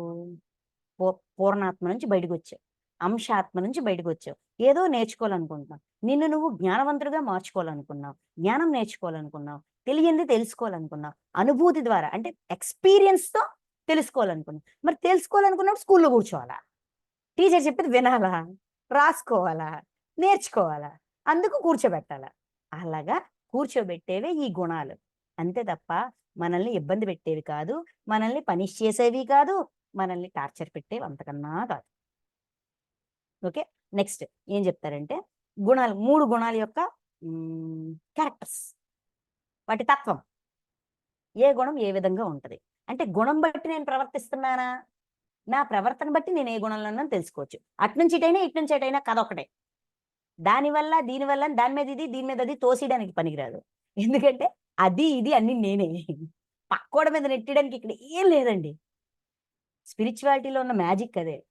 మనం అనుభవించేదానికి గాని, మనం పడేదానికి గాని, దేనికైనా సరే వాడి వల్ల, వీడి వల్ల అని మన వేలు డింగని లేస్తది. కానీ ఆధ్యాత్మికత ఏం చెప్తదంటే సూత్రధారి మనమే. మిగతా వాళ్ళందరూ పాత్రధారులే. నా సూత్రధారితనాన్ని నేను అంగీకరిస్తే సగం స్పిరిచువాలిటీ అర్థమైనట్టే. గుణం వల్ల నేను ప్రవర్తించడం కాదు, ఆ గుణాన్ని ఉపయోగించుకొని నేను ప్రవర్తిస్తున్నా. దాన్ని కూడా మళ్ళీ ఫ్రెండ్గా చేసుకోవచ్చు. అది ఆ క్యారెక్టర్స్ చెప్తారనమాట. చూద్దాం 6వ శ్లోకం. ఓ పాపరహితుడా, ఈ మూడింటిలో సత్వగుణము నిర్మలమైనది. సాత్విక గుణం, రాజస గుణం, తామస గుణం, ఈ మూడింటిలో సత్వగుణము నిర్మలమైనది కనుక ప్రకాశమైనది. అంటే మనకి ప్రకాశాన్ని ఇస్తుంది. మనకు ఒక ఏంటది ఏమంటాము ప్రశాంతంగా ఉండడానికి హెల్ప్ చేస్తుంది. వికారరహితమైనది, ఎటువంటి వికారాలు ఉండవు. అంటే దానివల్ల ఏ ఇబ్బందులు ఉండవు. అంటే మనసులో డిస్టర్బెన్స్లు, ఇరిటేషన్లు, ఫ్రస్ట్రేషన్లు ఏం ఉండవు అనమాట. అది సుఖ సాంగత్యముల వలన, జ్ఞానాభిమానం వలన మనుజుని బంధించును. అయితే ఈ గుణము మనుజుని ఎలా బంధిస్తుంది? మనిషిని అంటే జీవాత్మని శరీరానికి ఎలా కనెక్ట్ చేసి ఉంచుతుంది? ఈ గుణంలో ఉన్నప్పుడు అంటే దీని యొక్క ప్రవర్తన, దీని యొక్క క్యారెక్టరిస్టిక్స్ మనం రిప్రజెంట్ చేస్తున్నప్పుడు, మనం ప్రవర్తిస్తున్నప్పుడు, మనం అనుభవిస్తున్నప్పుడు జ్ఞానము, సుఖ సంపద, సుఖంగా ఉంటుంది జీవితం. జ్ఞానం అంటే తెలియని విషయాన్ని తెలుసుకుంటుంటాం. నిన్నటి వరకు ధ్యానం అంటేడో తెలీదు, ఈరోజు తెలుసుకున్నాక భలేగుంది, ధ్యానం బాగుంది, హాయిగా ఉంది, ఈ ధ్యానం చేయడానికైనా ఇంకొన్నాళ్ళు బతకాలబ్బా అనుకుంటున్నాం లేదా? జంప్ అయిపోవాలి అనుకోవట్లేదు కదా. ఈ శరీరంతో ఇంకొన్నాళ్ళు ఉంటే ఇంకొంచెం ధ్యానం చేయొచ్చు, ఇంకొంచెం శక్తి తెచ్చుకోవచ్చు, ఇంకొంచెం పవర్ తెచ్చుకోవచ్చు అనుకుంటున్నాం లేదా? అది అలాగా మనల్ని కనెక్ట్ చేస్తుంది. అంటే జీవాత్మని శరీరానికి కనెక్ట్ చేసి ఉంచుతుంది, పారిపోకుండా, జంప్ అయిపోకుండా. దేంతో? జ్ఞానాభిమానం, జ్ఞానం పొందాలి అనే ఆతృత అండ్ సుఖ సాంగత్యం, సుఖం యొక్క సాంగత్యం, సుఖంగా ఉండాలి అనే ఫీల్ వల్ల బంధిస్తుంది, కనెక్ట్ చేస్తుంది, శరీరంలో ఉంచుతుంది. బేసిక్గా జీవాత్మని శరీరంలో ఉంచుతుంది. ఓకే, ఇది సత్వగుణం యొక్క క్యారెక్టర్స్. అంటే దాని సహజతత్వం. అంతే, దాని సహజతత్వం, ఒరిజినాలిటీ. కరెక్ట్ చెప్పాలంటే ఒరిజినాలిటీ. నెక్స్ట్ రజోగుణము రాగాత్మకమైనది. అంటే ఎమోషనల్, భావోద్వేగాలు ఉన్నవి రజోగుణం. అది కామము, ఆసక్తుల నుండి ఉత్పన్నమగునవని ఎరుంగుము. కామం అంటే కోరికలు, తర్వాత ఆసక్తి, ఏదో పొందాలి అనే తపన, కోరిక. ఈ రెండింటి వల్ల మనలో ఎమోషన్స్ వస్తుంటాయి. ఇప్పుడు ఏదో ఒక వస్తువు చూసాము, అది కావాలి అనిపించింది, అక్కడతో ఆగుతామా? దీన్ని ఎలా కొనాలి అడుగుతాం. కొని పెడితే విపరీతమైన ఆనందం, కొని పెట్టకపోతే కోపం. భావోద్వేగం వచ్చిందా లేదా? ఎమోషన్ వచ్చిందా లేదా? కోరిక నుంచి ఇంకా కామం, ఆసక్తి, పొందాలి అనే తపన, ఇందులోంచి వస్తుంది రజోగుణం. ఇది రజోగుణం యొక్క క్యారెక్టర్ అనమాట. అది జీవాత్మను మనలో ఉన్న ఈ జీవాత్మని ఈ శరీరానికి కర్మల యొక్కయు కర్మ ఫలముల యొక్కయు సాంగత్యముతో బంధించును. మన చేత పని చేయిస్తుంది, మళ్ళీ ఫలితాన్ని అనిపించడం మళ్ళీ వెనక్కి పట్టుకొస్తుంది. కర్మల యొక్క కర్మ ఫలాలు, ఎమోషన్స్ వల్ల మనం చేసే పనులు, దాని యొక్క ఫలితాలు, మన కోరికలు, మన ఆసక్తి, తపనలుతో మనం చేసే పనులు, ఈ విధంగా జీవాత్మని శరీరంలో బంధించి ఉంచుతుంది. ఎందుకంటే ఒక పని చేస్తూ చాలా నేర్చుకుంటాం. ఇప్పుడు మనకి మ్యాక్సిమం పెళ్ళైనప్పటికీ పెద్దగా ఆడపిల్లలకి వంట రాదు. ఏదో పొయ్యి వెలిగించామా, టీ చేసామా, కాఫీ చేసామా, అంతే. కానీ రాను రాను ఒక 4-5 సంవత్సరాలు అయినప్పటికీ వంటలు ఎక్స్పర్ట్. అరగంటలో 10 మందికి వండిగలం. ఎలాగండి? పని చెయ్యగా చెయ్యగా నేర్చుకుంటాం. అలాగా పనులు చేస్తూ చేస్తూ కోరికలతో, ఇచ్చలతో ఇది చెయ్యాలి, ఇది పొందాలి, ఇది తెలుసుకోవాలి, ఈ క్లీనింగ్ అంటే ఎలాగా, ఇల్లు మెయింటెనెన్స్ ఎలాగా, బట్టలు మడత పెట్టడం ఎలాగా, ఇలాగ ఒకటి ఒకటి నేర్చుకుంటాం. నేర్చుకుని అలాగా దానిలో ఎక్స్పర్టైజ్ అయిపోతాం. కర్మలు, కర్మ ఫలితాలు పని చేస్తూనే నేర్చుకోవాలి. అనుభవం రావాలంటే తెలియాలంటే పని చేయాలా, పని చేస్తూ నేర్చుకోవాలి. అప్పుడే నా ఎక్స్పీరియన్స్, నాకు తెలుసు, నేను ఆ రోజు అన్నం అలా పెట్టాను కాబట్టి అలా కూడా వండొచ్చు. కుక్కర్లో పెట్టచ్చు, కరెంట్ కుక్కర్లో పెట్టచ్చు, గింజిలాగా వార్చొచ్చు, అత్తేసరి కూడా పెట్టచ్చు, ఇన్ని రకాలుగా అన్నం వండొచ్చు. ఎలా తెలిసిందండి? ఎక్స్పీరియన్స్. పని చేసాం కాబట్టి ఎక్స్పీరియన్స్ వచ్చింది. అందుకే ఆ ఎక్స్పీరియన్స్ కోసం కర్మలు. అంటే రజోగుణం ఏమైనా మనల్ని దుఃఖపెడుతుందా? నేర్పిస్తుంది, నేర్చుకునే అవకాశం ఇస్తుంది. అవునా కదా? నెక్స్ట్ అర్జున, తమో గుణము సకల దేహాభిమానులను మోహితులునుగా చేయును, అజ్ఞానం వలన జన్మించును, అది జీవాత్మను ప్రమాదాలస్యాది నిద్రాదులలో బంధించును. తమోగుణం, అమ్మో తమోగుణం వల్ల బద్ధకం అయిపోతాము, చాలా ఆలస్యం, ఏంటిది ప్రమోదం అంటే ఎంజాయ్మెంట్ మీద ఇంట్రెస్ట్ పెరిగిపోతుంది, దానివల్ల ఏమీ చెయ్యము అని ఒక భయం ఉంటది. నిజమే, ఒప్పుకుంటా, వెరీ గుడ్. రోజంతా పనిచేసాం, ఉదయం 6 నుంచి సాయంత్రం 9 వరకు పనిచేసాం, ఇంకా ఒక క్షణం కూర్చోలేదు, పని పని పని పని పని చేస్తూనే ఉన్నాం. అప్పుడు ఏమనిపిస్తుందండి? ఒక్క గంట నడుము వాలిస్తే బాగుండు అనిపిస్తుందా? అంటే ఏది ఎప్పుడు అవసరమో దాన్ని అప్పుడు వాడుకోగలగడం, అది తమోగుణమే. నిద్ర, అలసత్వము, రిలాక్స్ అవ్వాలనిపిస్తుంది. కొన్నిసార్లు వారం అంతా పనిచేసినప్పుడు ఆదివారం ఏమనుకుంటాము? టిఫిన్ బయట నుంచి తెచ్చుకోండర్రా, 1 గంట ఎక్స్ట్రా పడుకుంటాను అంటామా లేదా? అదేమైనా చెడ్డదా? రిఫ్రెష్ అవుతాం, మళ్ళీ శక్తి పుంజుకుంటాం ఈ రిలాక్సేషన్ వల్ల. ప్రమోదం అంటే ఎంజాయ్మెంటు, నిద్ర, అలసత్వము, ఇవన్నీ కూడా అజ్ఞానం వల్ల జనిస్తాయి. అంటే ఈ క్షణానికి వద్దురా బాబు, ఇప్పుడు నేనేం తెలుసుకోవాలనుకోవట్లేదు, నేనేం నేర్చుకోవాలనుకోవట్లేదు, జస్ట్ అన్ని జీరో చేసి పడుకోవాలనుకుంటున్నా. తప్పలేదు కదా? అయితే బాధ్యతలు మానేసి, పనులు చేయడం మానేసి 24/7 పడుకుంటే మాత్రం అక్కడ ఇబ్బంది ఉంటుంది. అంటే మనం దేన్ని ఎలా వాడుతున్నాం, ఏ లెక్కలో వాడుతున్నాం అనే దాన్ని బట్టి డిపెండ్ అయి ఉంటుంది. ఓకే, ఇది తమోగుణం యొక్క సహజ తత్వం, క్యారెక్టర్. అయితే క్యారెక్టర్లు చెప్పారు కదా, నెక్స్ట్ ఏది ఎలా జీవుణ్ణి బంధిస్తుంది అది చెప్తారు. సత్వగుణము జీవుని సుఖములో నిమగ్నము చేయును. సత్వగుణం వల్ల సుఖం ఉండదు. ఇప్పుడు నేను కూర్చున్నాను, ఒక 10 మంది వచ్చి నన్ను నువ్వు ఇంటి బాధ్యతలు పడట్లేదు, నువ్వు వచ్చేస్తున్నావు, నువ్వు ఇచ్చేస్తున్నావు, నువ్వు అలాడదాని, నువ్వు వెళ్ళాడదాని, అది ఇది ఇది అదే నానా మాటలు అన్నారనుకోండి, వాళ్ళ నోరు వాళ్ళ ఇష్టం, నా చెవులు నా ఇష్టం అని నేను నాకేటి సంబంధం అని కూర్చున్నాను అనుకోండి, సుఖంగా ఉంటుందా లేదా? లోపల సుఖంగా ఉంటుంది, బయట సుఖంగా ఉంటుంది. కాసేపు చిన్న కిచి అవుతుంది కాదన్ను, కానీ తర్వాత హాయిగా ఉంటుంది. మరి ఆ సుఖంతో మనల్ని బంధిస్తుంది, జీవాత్మని శరీరంలో బంధిస్తుంది సాత్విక గుణం. ఓకే, రజోగుణము కర్మలయందు నిమగ్నునిగా చేయును. రజోగుణము మనల్ని కర్మల్లో బిజీ చేస్తుంది అనమాట. అంటే నేను ఒకటి అనుకున్నా, అది నెరవేర్చుకోవాలి. నేను ఈరోజు 40 days క్లాస్ పెట్టాలనుకున్నా, దానికోసం ఏం చెయ్యాలి అంటే మన మైండ్ పనికిరాని విషయాల నుంచి మన పని మీద దృష్టి మళ్ళిస్తుంది. అంతే కదా? ఒక సంకల్పం వచ్చింది, దాన్ని యాక్టివేట్ చేయడానికి ఈ 40 రోజులు ఎవరిని పిలవాలి, ఏ మాస్టర్ చేతి చెప్పించాలి, ఎవరు ఒప్పుకుంటారు, ఎవరు ఒప్పుకోరు, ఎవరు లింక్ పెడతారు, ఎవరు పట్టించుకుంటారు, ఎవరు చూసుకుంటారు, ఎవరు రికార్డ్ చేస్తారు, ఇలాగ ఏదో ఒక ఆలోచన ఉంటుందా లేదా? మనల్ని యాక్టివిటీలో ఉంచుతుంది, యాక్టివ్గా ఉంచుతుంది. కర్మల యందు నిమగ్నము చేయును రజోగుణం. తమో గుణము జ్ఞానమును కప్పివేసి ప్రమాదాదులలోను ముంచివేయును. తమో గుణం ఏం చేస్తుందంటే, జ్ఞానం వద్దు, ఏమి వద్దు, ఎంజాయ్ చేద్దాం, అబ్బా కాసేపు ఎంటర్టైన్ అవుదాం, కాసేపు సుఖపడదాం అంటది. ఆ వైపు తీసుకెళ్ళి తమో గుణం. ఇవి జీవుణ్ణి ఈ విధంగా శరీరంలో బంధిస్తాయి.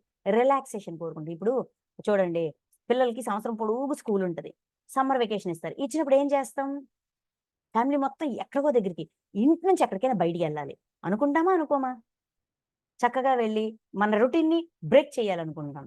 ఓ 10 రోజులు, 15 రోజులు, వారం రోజులైనా సరే, కనీసం 4 రోజులకైనా వెళ్ళాలనుకుంటాం. ఎంజాయ్ చేయాలనుకుంటామా? అదేమైనా తప్ప? అంటే సంవత్సరం పొడుగు పని చేయడం మానేసి సంవత్సరం పొడుగు ఎంజాయ్ చేయాలనుకుంటే అది కొంచెం ఇబ్బందికరంగానే ఉంటుంది ఎవరికైనా సరే కదా. అంటే ఎప్పుడు ఏది ఎంత వాడాలో అప్పుడు అంత దాన్ని వాడుతున్నాము. మన పనితీరుని బట్టి, మన మైండ్ సెట్ని బట్టి మనం ఏ క్షణంలో ఏ గుణాన్ని వినియోగిస్తున్నాము అనేది చెక్ చేసుకోవచ్చు. ఇంకా రజస్తమో గుణములో అణిచి సత్వగుణము వృద్ధి చెందును, సత్వ తమో గుణములను అణిచి రజోగుణం వృద్ధి చెందును. అట్లే సత్వ రజోగుణములను అణిచి తమో గుణం వృద్ధి చెందును. అంటే ఇప్పుడు ఈ 3 గుణాలు ఉన్నాయి. అబ్బా రాజసం వల్ల కర్మలో ఇరుక్కుపోతానబ్బా, మళ్ళీ దీని ఫలితం అనుభవించడానికి మళ్ళీ రావాలి, నాకు రాజసం వద్దు. తమో గుణం నన్ను ఎంటర్టైన్మెంట్ వరకు తీసుకెళ్ళిపోతుంది, నన్నేమో బద్ధకస్తుడిగా మార్చేస్తుంది, కాబట్టి నాకు తమో వద్దు, నాకు రజో వద్దు, తమో వద్దు, రెండింటిని నొక్కి పెట్టేస్తా, ఓన్లీ సాత్వికం అవుతుంది. అలాగే సాత్వికం వద్దు, రజో వద్దు, తమోయే కావాలా అంటే రెండిటిని నొక్కి పెడితే మూడోది లేస్తుంది. అంటే దీని అర్థం ఏంటండి?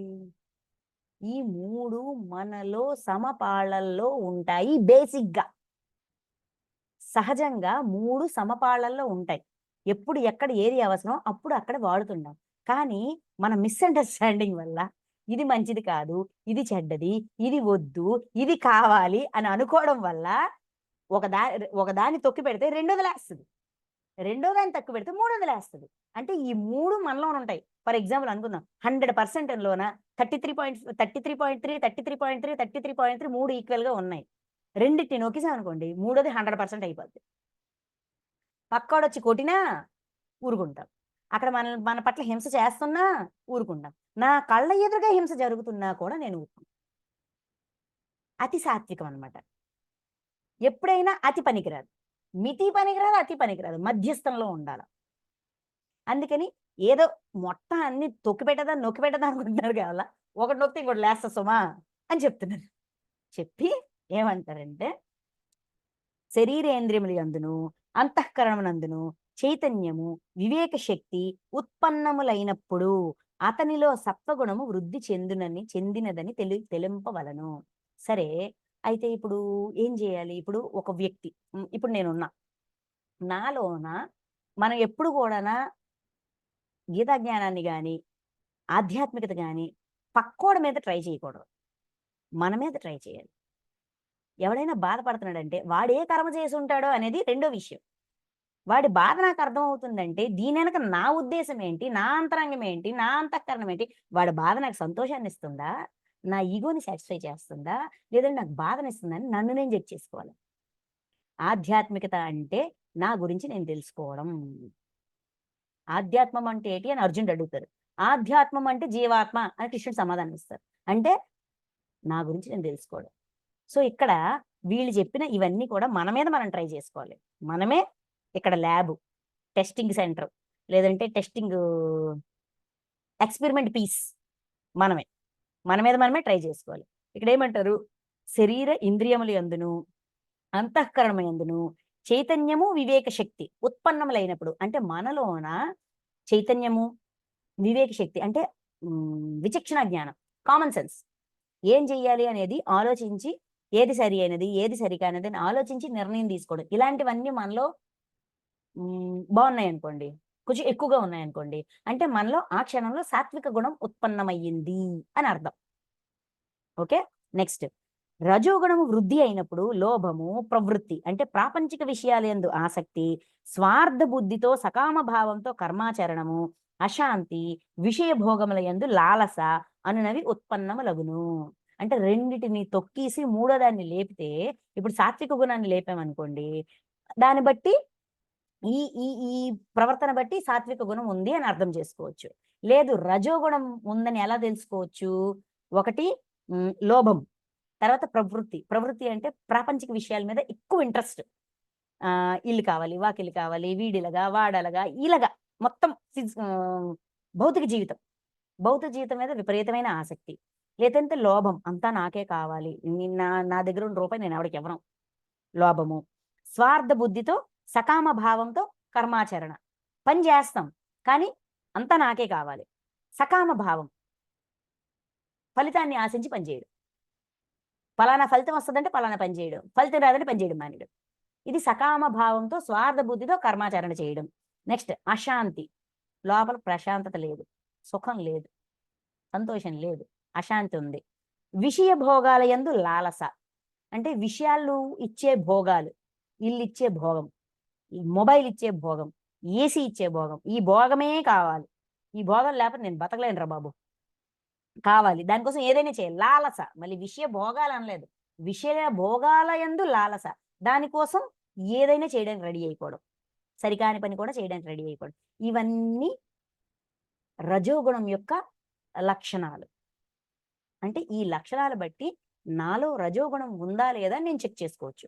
అంటే ఇవన్నీ ఉంటేనే రజోగుణం అంటే ఇవన్నీ ఉన్నా, ఇందులో ఒకటి ఉన్నా, అది కూడా ఒక మినిట్ కోసం నాలో ఉత్పన్నమైన ఆ మినిట్ నేను రజోగుణానికి హైలైట్ చేశాను. నేను రజోగుణాన్ని యూజ్ చేసుకున్నా ఆ క్షణం, ఆ సమయంలో. ఓకే, అది. నెక్స్ట్ తమో గుణము అధికమైనప్పుడు అంతఃకరణమునందు ఇంద్రియముల యందును వివేక శక్తి నష్టమగును. ఎప్పుడైతే అంతఃకరణం మన అంతరంగంలోన, మన ఇంద్రియాల్లోన, మన వివేక శక్తి అంటే విచక్షణ జ్ఞానం, ఏది సరి అయినది ఏది సరికానిది అనేది ఎప్పుడైతే నశిస్తాదో అప్పుడు మనం తమో గుణంలో ఉన్నట్టు. అంటే అవునా కాదా, ఉచ్చం నీచం చూడకుండా ప్రవర్తిస్తాం చూసారా, అప్పుడు తమో గుణాన్ని వినియోగించినట్టు, పూర్తిగా తమో గుణం మాత్రమే వినియోగించినట్టు. కర్తవ్య కర్మల యందు విముఖత అంటే కర్తవ్య కర్మలు, నా బాధ్యతల్ని నా కర్తవ్యాల్ని నిర్వర్తించడం. అబ్బా నాకు ఇప్పుడు చేయబుద్ధి అవ్వట్లేదా, ఆ కొడుక్కి స్కూల్లో జాయిన్ చేయాలి, నాకు ఇంట్రెస్ట్ లేదు నేను చేయను. లేదంటే ఉద్యోగంకి వెళ్ళాలి, నాకు ఇంట్రెస్ట్ లేదు నేను చేయను. ఇది కర్తవ్య కర్మల యందు విముఖత, చేయబుద్ధి అవ్వట్లేదు. ప్రమాదము అనగా అంతఃకరణమును మోహింపజేయు అంటే మోహము, వ్యామోహము, వ్యర్థ చేష్టలు, నిద్ర వృత్తులు మొదలగుని ఉత్పన్నములగును. ఓన్లీ తమోగుణం ఎక్కువ పర్సంటేజ్ ఉందనుకోండి ఈ మూడిట్లోన, అప్పుడు మోహము వ్యామోహంలో ఇరుక్కుపోతాం, అల్లాడిపోతాం అనమాట. అది చెప్తున్నారు. చెప్తూ అయితే అంతవరకు ఫస్ట్ ఏమో గుణాల యొక్క క్యారెక్టర్స్ చెప్పారు. ఆ గుణం ఏ గుణం నాలో, నా ప్రవర్తన బట్టి నాలో ఏ గుణం ఉంది, ఏది ఎక్కువ ఉంది, ఏది తక్కువ ఉంది అనేది నన్ను నేను చెక్ చేసుకోవడానికి ఆత్మ పరిశీలన, నా అంతరంగము నన్ను నేను చెక్ చేసుకోవడానికి, సెల్ఫ్ చెకింగ్ చేయడానికి ప్రవర్తనలు గురించి చెప్పారు. చెప్పారా? ఇప్పుడేం చెప్తారు? ఒక వ్యక్తి జీవించి ఉన్నంతకి ఏ గుణంలో అయితే, ఏ గుణాన్నైతే ఎక్కువగా వినియోగిస్తారో అతను మరణించిన తర్వాత అతని ప్రయాణం అంటే మరణాంతర జీవితం ఏ విధంగా ఉంటదని చెప్తారు. సత్వగుణం వృద్ధి చెందినప్పుడు మనుజుడు మరణించినచో, సత్వగుణం ఎక్కువగా ఉంది అంటే ఆ జన్మంతా కూడా ఎక్కువగా సాత్విక గుణాన్ని వినియోగించే సాత్వికంలో ఉన్నారు. అతడు ఉత్తమ కర్మలను ఆచరించేవారు చేరడి నిర్మలములైన స్వర్గాది దివ్య లోకములను పొందును. అతడు స్వర్గాది లోకాలను పొందుతాడు. అంటే మంచి పనులు చేశారు కదా, ఎవరిని బాధ పెట్టలేదు కాబట్టి స్వర్గ సుఖాల్ని పొందుతాడు. అంటే అతని యొక్క మరణాంతర జీవితం హ్యాపీగా ఉంటది. ఓకే. రజోగుణం అయితే స్వర్గ సుఖాలను అనుభవిస్తారు, కాదనలేదు, కానీ రుణాలు ఉంటాయి కాబట్టి మళ్ళీ జన్మ తీసుకొని రావాల్సి వస్తుంది. ఓకే, అది ఉంటది, ఇది ఉంటది. రజోగుణం వృద్ధి చెందినప్పుడు మృత్యువు ప్రాప్తించినచో, రజోగుణం ఎక్కువ పర్సంటేజ్ ఉంది, రజోగుణంతో జీవితం అంతా అంటే మొత్తం జీవిత కాలంలో ఎక్కువ రజోగుణాన్ని వినియోగించారు. ప్రాప్తించినచో అతడు కర్మాసక్తులైన మానవులలో జన్మించును. అంటే కర్మబంధాల్లో చిక్కుకుంటాం కదా, ఆ కర్మ బంధాలని క్లియర్ చేయడానికి వాళ్ళలోనే ఆ బంధాల్లోనే జన్మలు తీసుకుంటూ వస్తాం అనమాట. అట్లే తమోగుణం వృద్ధి చెందినప్పుడు మృతి చెందిన మానవుడు పశు పక్షి కీటకాది నీచ యోనిల్లో జన్మించుచుండును. కేవలం తమోగుణం మాత్రమే అంటే ఎంజాయ్మెంట్ అని, అలసత్వం అని, ఇలాగా ఎక్కువగా తమోగుణంలో ఉన్నవారు బాగా తక్కువ జన్మలు వస్తాయి. జంతు జన్మలు అటువంటివి వస్తాయి అన్నమాట. ఓకే. నెక్స్ట్ అయితే శ్రేష్టములైన కర్మలను ఆచరించుట వలన, మంచి పనులు చేయడం వల్ల, శ్రేష్టమైనవి మనకి ప్రశాంతతనిచ్చేవి, మనకి సుఖాన్నిచ్చేవి. ఒక పని చేయడం వల్ల నేను ఇబ్బంది పడుతున్నానా? లేదంటే నేను సుఖంగా ఉన్నానా? బయట కాదు, అంతరంగంలోన. ఎందుకంటే నా అంతరంగం ఎప్పుడూ కూడా ఏది సరి అయినది, ఏది సరిగానిది ఇలా ఎత్తి చూపిస్తా ఉంటది. ఎందుకంటే అంతరంగంలో పరమాత్మ నివాసం కూడా ఉంటది కాబట్టి. పరమాత్మ ఇంటిమేట్ చేస్తుంటది. అరే! ఈ తప్పు చేశావురా, వాడికి క్షమాపణ చెప్పురా, క్షమ కోరుకోరా, ఇలాంటి పని చెయ్యకురా, ఇలాగ సందేశం వస్తా ఉంటది. ఆ సందేశం మనల్ని వస్తా ఉన్నప్పుడు మనం దాన్ని దాచిపెట్టి, తొక్కిపెట్టి, దాన్ని పట్టించుకోలేదనుకోండి, మనలో అశాంతి. అది వినాలా, ఇది వినాలా, అది వినాలా, ఇది వినాలా, నాకు ఇది చేయాలనిపిస్తుంది కదా, అదే వస్తుంది. అది కరెక్టా, ఇది కరెక్టా, ఈ సందిగ్ధం ఉంటది. ఈ సందిగ్ధం వల్ల సుఖం ఉండదు కదా. శ్రేష్టములైన కర్మలు ఏదైతే మంచి పనో, ఉత్తమమైన పనో, ఇంక మంచి కూడా కాదు, ఉత్తమం. మంచి చెడు కూడా దాటితే ఉత్తమం. విభేదం లేనిది, నేను నాది అనేది దాటినది శ్రేష్టమైనది.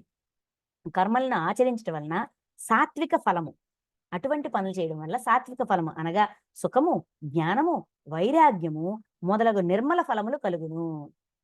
అలాంటి పనులు చేయడం వల్ల మనకి సాత్విక ఫలం, మనం పొందే ఫలితం సాత్వికంగా ఉంటది. అంటే సుఖం ఉంటది, జ్ఞానం ఉంటది, ఏది సరి అయింది, ఏది సరికాంది అనేది అర్థమవుతుంది. తెలియని విషయాన్ని తెలుసుకోవడమే జ్ఞానం. జ్ఞానం వస్తుంది. వైరాగ్యం, ఏది వదలాలి, ఏది పట్టుకోవాలి అంటే డిటాచ్మెంట్. అటాచ్మెంట్, డిటాచ్మెంట్, ఈ డిఫరెన్స్ తెలుస్తుంది. ఇలాంటి నిర్మల ఫలితాలు, ఇలాంటి సుఖం ఇచ్చే ఫలితాలు పొందుతాం. రాజస కర్మల యొక్క ఫలము దుఃఖం. రాజస కర్మలు చేస్తే దుఃఖం పొందుతాం. అంటే ఫలితాన్ని బట్టి కూడా నేను ఏ పని చేశానని నేను చెక్ చేసుకోవచ్చు. నేను పొందే ఫలితాన్ని బట్టి నా పని ఎటువంటిది, నా పనిలో ఉన్న గుణం ఎటువంటిది అనేది నాకు అర్థమవుతుంది. ఇది కూడా సెల్ఫ్ చెకింగ్ కోసం ఇచ్చిన ఇన్ఫర్మేషనే. తామస కర్మల ఫలితము అజ్ఞానము, ఏమీ తెలియంతనం. ఏం తెలియదు, ఏం చేశాం, ఏం తెలియదు, తెలియంతనం. ఈ తెలియంతనంలో ఉన్నామంటే మనం దేన్ని పట్టించుకోలేదు, దేన్ని సంబంధం లేనట్టుగా ఉన్నాం. అది అర్థం. అంటే మన పనిలో బాధ్యతారాహిత్యం ఉంది, అందుకే అజ్ఞానం. ఇలాగా మన ఫలితాల్ని బట్టి కూడా మనం మన కర్మలో ఉన్న గుణాన్ని, మన కర్మ వెనక ఉన్న గుణాన్ని అంచనా వేసుకోవచ్చు. సెల్ఫ్ చెకింగ్ మాత్రమే, పక్కోడిని చెక్ చేయొద్దు. సత్వగుణం వలన జ్ఞానము, రజోగుణం వల్ల లోభము, తమో గుణం వల్ల ప్రమాద మోహాదులు అజ్ఞానము తప్పక ఉత్పన్నములగును. ఏ గుణం దేన్ని ఉత్పన్నం చేస్తుంది, ఇందులో డౌటే లేదు. ఖచ్చితంగా సత్వగుణం వల్ల జ్ఞానం వస్తుంది, రజోగుణం వల్ల లోభం వస్తుంది, తమో గుణం వల్ల ప్రమోదం వస్తుంది. అయితే ఈ మూడు వద్దా, ఇందులో ఒకటే కావాలా అంటే సమయానికి తగ్గట్టు అన్నీ కావాలా కదా. రెస్ట్ తీసుకోవాలన్నప్పుడు రెస్ట్ తీసుకోవాలా, పని చేయాలన్నప్పుడు పని చేయాలా, తెలుసుకోవాలన్నప్పుడు తెలుసుకోవాలా, సుఖపడాలన్నప్పుడు సుఖపడాలా, మంచి పనులు చేయడం. ఇలాగా ఈ మూడు గుణాలు వాటికి తగ్గ ఫలితాలని ఇస్తాయి. దేని పని అది చేసుకుంటూ పోతాది అని చెప్తున్నారు. చెప్తూ సత్వగుణస్థులు అంటే సత్వగుణంలో ఉన్నవాడు స్వర్గాది ఊర్ధ్వ లోకములను పొందుదురు. ఆ స్వర్గము ఇంకా దాని మీద ఉన్న లోకాలు అంటే బోల్డ్ లోకాలు ఉంటాయంటారు కదా, పై లోకాలు, మన ఈ లోకం కంటే పై లోకాల్ని పొందుతారు. రజోగుణస్థులైన పురుషులు మధ్య అంటే మానవ లోకమునందే ఉందురు. మనుషుల లోకం అంటే మళ్ళీ మళ్ళీ జన్మ తీసుకుంటాం, కర్మరుణాన్ని తీర్చుకోవడానికి మళ్ళీ మళ్ళీ జన్మలు తీసుకుంటాం. తమో కూడా కార్యరూపములైన నిద్ర ప్రమోద ఆలస్యాదుల యందు స్థితులైన వారు అధోగతి అనగా కీటక పశుపక్షాది యోని యందు నరకములను పొందుదురు. అంటే పనిష్మెంట్ కింద, అంటే ఒక జన్మ తెచ్చుకున్నాము, ఆ జన్మని అందులో సమయాన్ని మరీ విపరీతంగా ఒక శృతికి మించి మిస్యూజ్ చేసుకున్నాం అనుకోండి, జన్మ యొక్క విలువ తెలియదు అని చెప్పి ఆ విలువను తెలియజేసే జన్మలే ఇస్తారనమాట. అలా నెక్స్ట్ జన్మలు ఈ విధంగా ఉంటాయి అనేది చెప్తున్నారు. నెక్స్ట్ ద్రష్ట అయిన వాడు. సరే, ఇదంతా బాగానే ఉంది, ఇన్ఫర్మేషన్ అంతా బ్రహ్మాండంగా ఇచ్చారు గుణాల గురించి. ఏ గుణంలో ఉంటే ఏంటి, దాని క్యారెక్టర్ ఏంటి, దాని బిహేవియర్ ఏంటి, దాన్ని నొక్కాలా తొక్కాలా వద్దా, అది ఒకటే ఉంటే ఎలా రియాక్షన్ ఉంటది, ఇవన్నీ కూడా బాగానే ఎక్స్ప్లెయిన్ చేశారు. ఓకే. అయితే ఇప్పుడు మరి మన సంగతి ఏంటి, మనం ఎందులో ఉండాలి, ఏది తీసుకోవాలి ఏది తీసుకోకూడదు, అన్ని గుణాలు కావాలా, లేదంటే ఏ గుణము వద్దా, లేదంటే ఏది పట్టుకోవాలి ఏది వదలాలి, నా కథ ఏంటి, నా సంగతి ఏంటి, దానికి ఇప్పుడు రిప్లై. ద్రష్ట అయిన వాడు గుణముల యందు ప్రవర్తించుచున్నవనియు త్రిగుణములు తప్ప వేరుగా కర్తలు లేరనియు తెలుసుకుని గుణములకు అతీతముగానున్న సచిదానంద ఘన పరమాత్మ స్వరూపుడనైన నా తత్వమును తెలుసుకొనును, అప్పుడతడు నా స్వరూపమునే పొందును. అంటే నాకు బాధ కలిగింది, నన్నెవరో బాధ పెట్టాడు అంటే వాడి వల్ల నేను బాధపడుతున్నాను అనుకుంటా. కానీ నా ప్రవర్తన, నా కర్మ వెనక ఉన్న నా గుణం వల్లే నేను ఈరోజు ఈ బాధ పొందుతున్నాను అనేది ఏ రోజైతే నేను గుర్తిస్తానో, ఇక్కడ ద్రష్ట అంటే సాక్షిగా ఉన్నవాడు. సాక్షిగా ఉండే అంటే నన్ను నేను మూడో వ్యక్తిగా పెట్టుకొని తప్పు వాడిదా నాదా ఏంటి లెక్క, నాకు బాధ కలిగింది, ఇక్కడ పాత్ర వాడు పోషించాడు. వాడు పాత్ర పోషించాడంటే దాని వెనక మూలమేంటి, అది ఎక్కడి నుంచి వచ్చింది. ఈ సృష్టిలో భగవంతుడికి ఈ ఫస్ట్ ఏమన్నారు, అందరూ మూల ప్రకృతే తల్లి, పరమాత్మే తండ్రి అన్నారు. మరి తల్లిదండ్రులకి బిడ్డల మధ్యన వ్యత్యాసం ఉంటుందా? ఇప్పుడు మనకి 2 సంతానం, లేదంటే 3 సంతానం, లేదంటే సంతానం, మన సంతానంలో మనం వ్యత్యాసం చూస్తామా? వీడికి ఎక్కువ ప్రేమ, వాడికి తక్కువ ప్రేమ, వీడిని కొట్టడం, వాడిని ప్రేమించడం, వీడికి చాక్లెట్ ఇవ్వడం, వాడికి ఇవ్వకపోవడం, ఇలాగ మనం ఎప్పుడైనా చేస్తామా? చెయ్యం కదా. అలాంటప్పుడు పరమాత్మ ఎందుకు చేస్తారు? సో అక్కడ ఆయనది పొరపాటు కాదు. వాడిని కొట్టమని కర్ర ఇచ్చి నాకు వీపు వంచమని చెప్పి ఇలాగ ఇద్దరిని విడివిడిగా చూడరు. డిఫరెన్స్లు అనేవి ఆయన దృష్టిలో లేదు. అయితే ఇక్కడ ఎవరి తప్పు జరిగింది అంటే, నేను పెయిన్ అనుభవిస్తున్నానంటే నేను ఇచ్చిన పెయిన్ అని నేను లెక్కేసుకొని చెక్ చేసుకొని ఈ కర్మ వెనకున్న నా గుణం ఏంటి అనేది నేను ఎప్పుడైతే చెక్ చేసుకుంటానో, నా దృష్టిని ఎదుటివాడి మీద కాకుండా నా కర్తృత్వం మీద, గుణముల యందు ప్రవర్తిల్లుచున్నవని, అంటే నా గుణం వల్లే ఈ రోజు నేను ఇది ఫేస్ చేస్తున్నాను అనేది నేను ఎప్పుడైతే తెలుసుకుంటానో, అంగీకరిస్తానో, అప్పుడు పరమాత్మ తత్వం నాకు అర్థం అవుతుంది. పరమాత్మ ఎవరిని ఇబ్బంది పెట్టరు. ఎవరి కార్యకారణ సంబంధాల వల్ల వాళ్ళు ఇబ్బంది పడతారు. ఆ కార్యం వెనక, ఆ కారణం వెనక కూడా గుణం ఉంది. ఆ గుణం వల్ల నేను ఈ కర్మం చేశాను, ఈ కర్మ వల్ల ఈరోజు ఈ ఫలితం వచ్చిందని గుర్తించి ఆ గుణాన్ని మార్చే ప్రయత్నం చేస్తాను. అది చెప్తున్నారు. ద్రష్ట అయినవాడు. ఈ సబ్జెక్ట్ అంతా మనకి ఎందుకు ఇచ్చారంటే, మనల్ని మనం చెక్ చేసుకోవడానికి.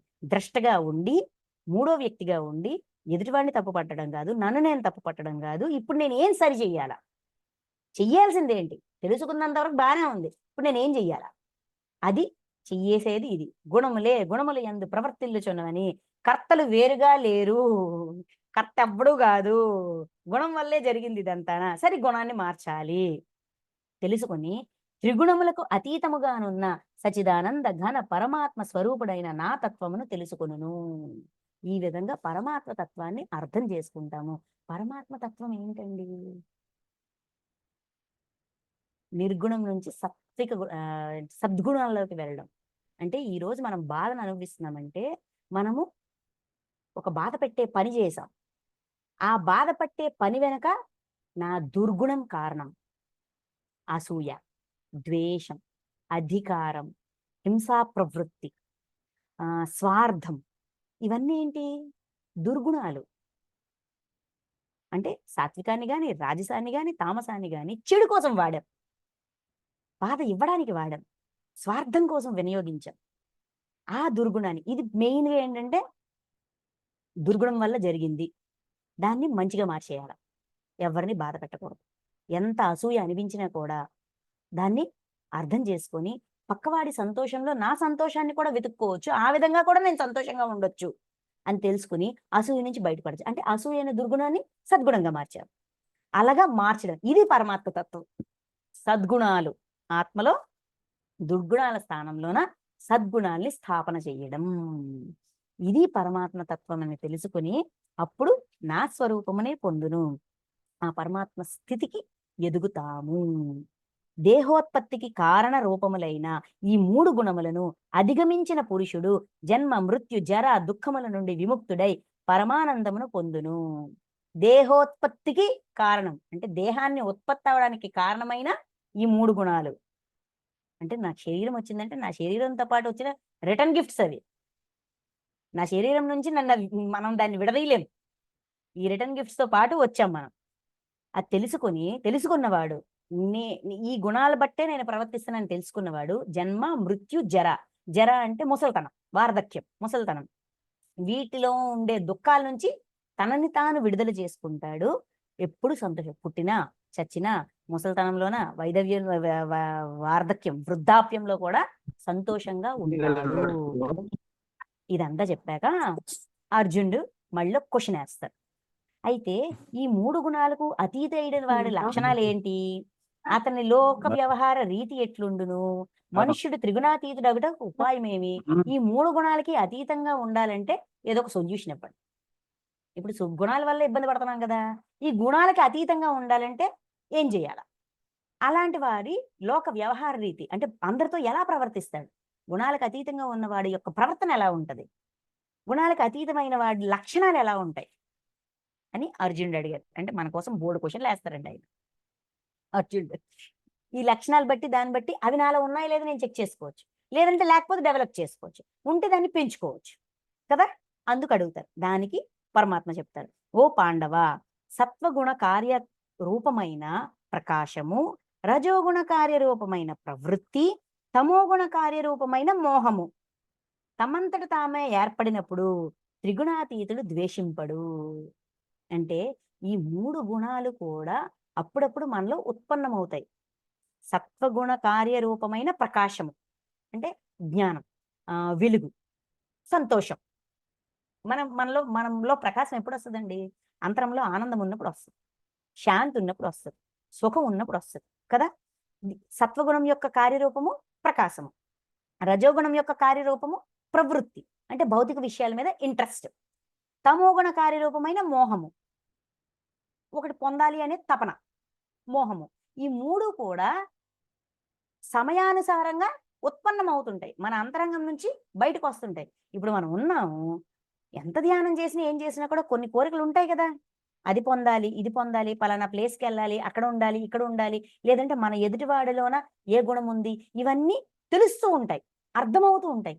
అవి అర్థమైనప్పుడు, అవి ఉత్పన్నమయ్యాయని మనం గుర్తించినప్పుడు, తెలిసినప్పుడు, తమంతట తామే ఏర్పడినప్పుడు త్రిగుణాతీతుడు ద్వేషింపడు. నన్ను నేను గాని పక్కవాడిని గాని ద్వేషించకుండా, ఓహో గుణ ప్రభావం వల్ల ఇలాగుంది పరిస్థితి, ఈ ప్రవర్తన వెనక ఈ గుణం కారణమని తెలుసుకొని వాళ్ళని అసహించుకోకుండా, వాళ్ళని దూరం పెట్టకుండా అంగీకరించగలుగుతాము. అంటే మనల్ని మనం కూడా, అనగా వాటిని గూర్చి విచారింపడు. ఓకే, అది వచ్చింది, దాని పని చేసుకుంటే వెళ్ళిపోదు. దానికి నేను ఇంపార్టెన్స్ ఇచ్చి, దానికి నేను అది కావాలి కావాలి కావాలి అని నేను ఇంట్రెస్ట్ పెట్టినప్పుడు అది ఇబ్బంది పెడుతుంది. కానీ స్వతహాగా ఓ సందర్భంలో కోపం వస్తుంది, రియాక్షన్ ఇవ్వకుండా ఉంటే శాంతమవుతుంది. అంటే ఆలోచన వరకు కూడా ఉద్దేశాన్ని గమనిస్తుంది విశ్వం, కానీ చేతల్లోకి వచ్చిన తర్వాత కర్మ లెక్కలోకే వస్తుంది. అందుకే ఆలోచనలోనే ఓకే ఈ గుణం వచ్చింది, దీనివల్ల ఇలా ప్రవర్తిస్తున్నారు, okay done, okay accepted. Sir ఓ మాట అంటారు, మన చుట్టూ ఉన్న వాళ్ళందరూ గుణదాసులు, అది తెలుసుకుని ప్రవర్తించగలగడమే మన సమర్థత. ఆ గుణంలో ఉన్నవాడు అలానే ఉంటాడు. మనం లేవా?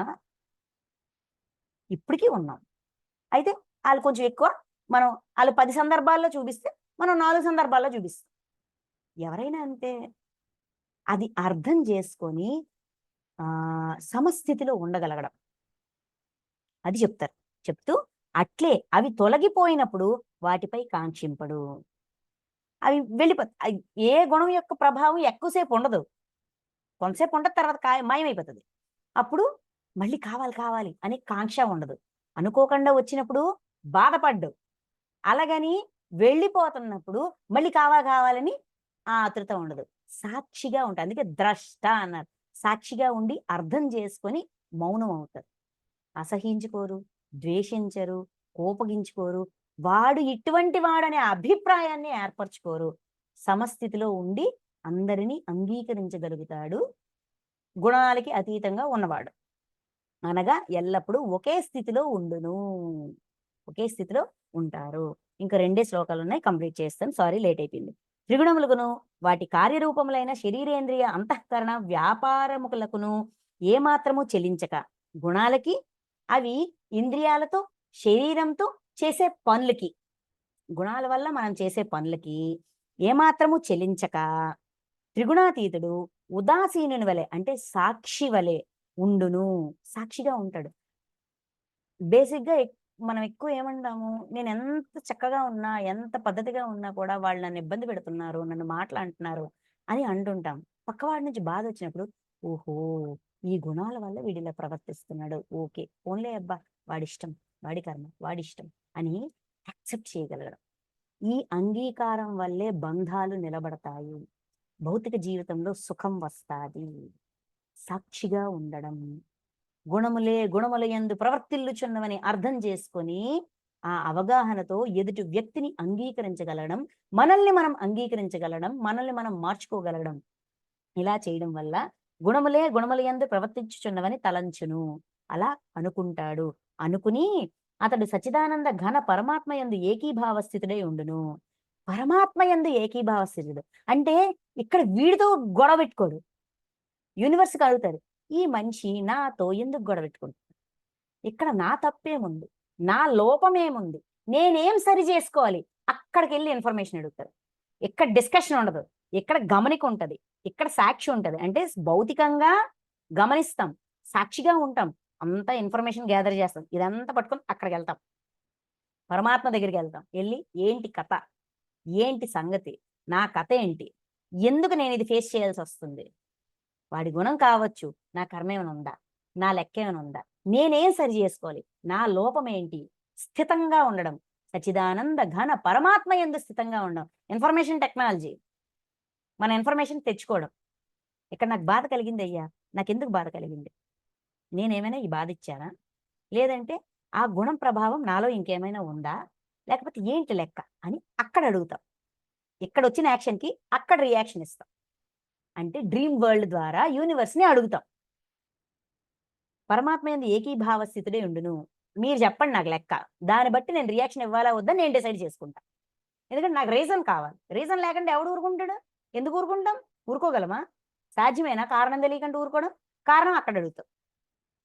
ఆ స్థితి నుండి ఎన్నడూ చెలింపడు. ఎప్పుడు కూడా ఇక్కడ వచ్చిన యాక్షన్‌కి రియాక్షన్ అక్కడే వెతుక్కుంటూ ఎప్పుడు కూడా అదే స్థితిలో స్థితంగా ఉంటాడు. గుణాలకి అతీతంగా ఉన్నవాడు. త్రిగుణాతీతుడు త్రిగుణాతీతుడు స్వస్వరూపమునందే నిరంతరము స్థితుడై స్వస్వరూపము అంటే నా సొంత స్వభావము, నా ఆత్మలో ఉన్న డేటా, నా తత్వం నందే స్థితుడై ఉండును. ఎంతసేపు నా చెకింగ్, నా సెల్ఫ్ చెకింగ్, నా పొరపాటేంటి ఇక్కడ? నా లెక్కేంటి? నా తత్వం ఏంటి? నా లోపమేంటి? నేనెందుకు ఫేస్ చేయాలి? నేనివ్వకుండా నేను ఫేస్ చేయడానికి లేదు. నేనిచ్చానా? లేదంటే అనవసరంగా ఫేస్ చేస్తున్నా. ఏంటి? స్వస్వరూపమునందే స్థితుడై ఉండును. సుఖదుఃఖములను సమానముగా భావించును. సుఖాన్ని, దుఃఖాన్ని సమంగా భావిస్తాడు. మట్టి, రాయి, బంగారములందు సమభావమునే కలిగి ఉండును. మట్టిని, రాయిని, బంగారాన్ని సమంగా చూస్తాడు. అంటే బంగారాన్ని రోడ్డు మీద తీసేసి రాయిని తెచ్చి బీరువాలో పెట్టుకుంటారా అండి అంటే కాదు. దేని విలువ దానికిస్తారు. రాయికున్న విలువ రాయికుంది, బంగారంకున్న విలువ బంగారంకుంది, మట్టికున్న విలువ మట్టికుంది. ఏది లేకపోయినా మన జీవితం గడవదు కదా! దేని విలువ దానికిస్తారు. అన్నిటినీ సమంగా చూడగలుగుతారు.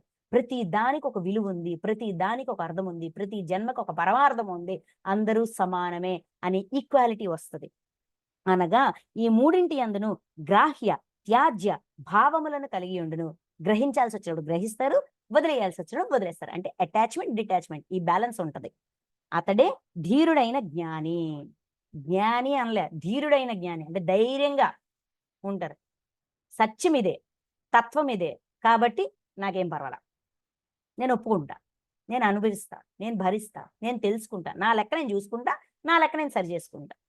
నాకు పక్కోడితో పనిలే. నాకు నాతోనే పని. నా గుణంతోటి, నా ప్రవర్తన, నా స్వస్వరూపంతోనే నాకు పని. ప్రియ అప్రియములను గాని నిందా స్తుతులను గాని తొనకడు.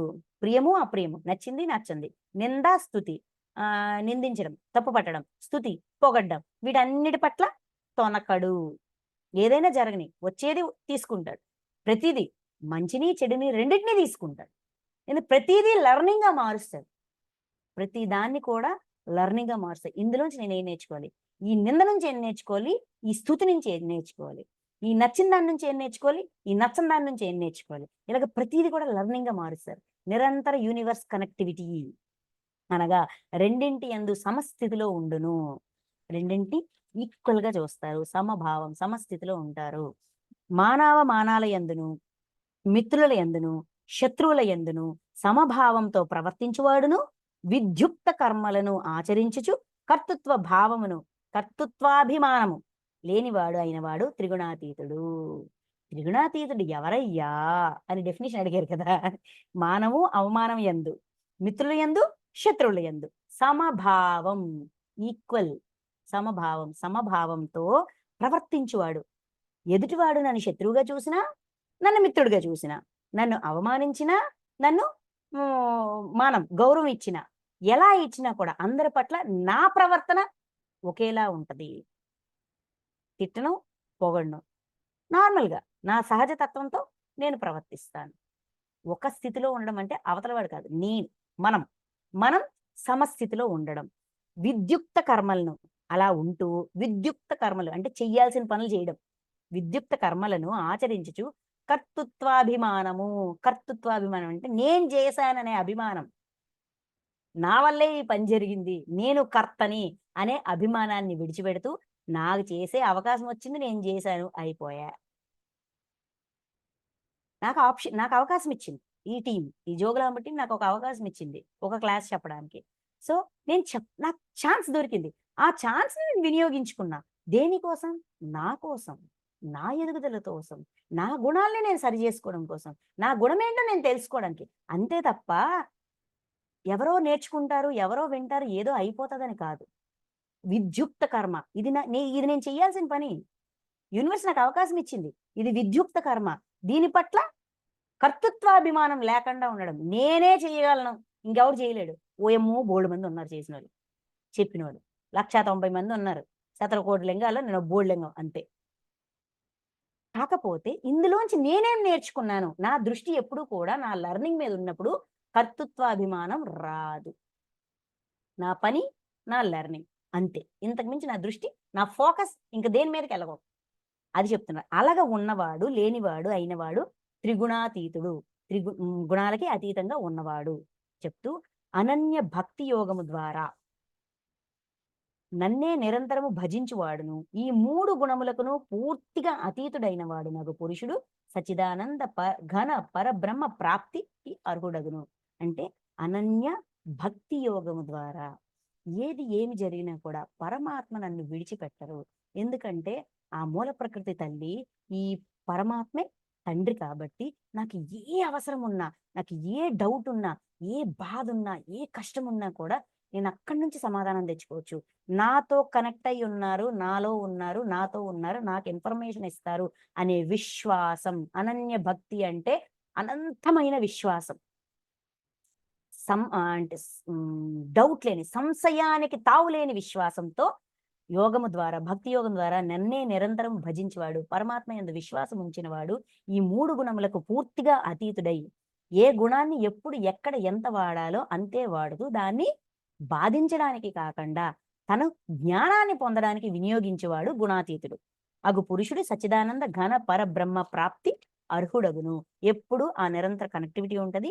మెల్లమెల్లగా తన యొక్క ఎదుగుదల, ఆత్మస్థితిలో ఎదుగుదల అనేది భలేగా ఉంటది అని చెప్తూ, ఏలనన ఎందుకు అంత హామీ ఇచ్చారు? ఇందాకేమన్నారు?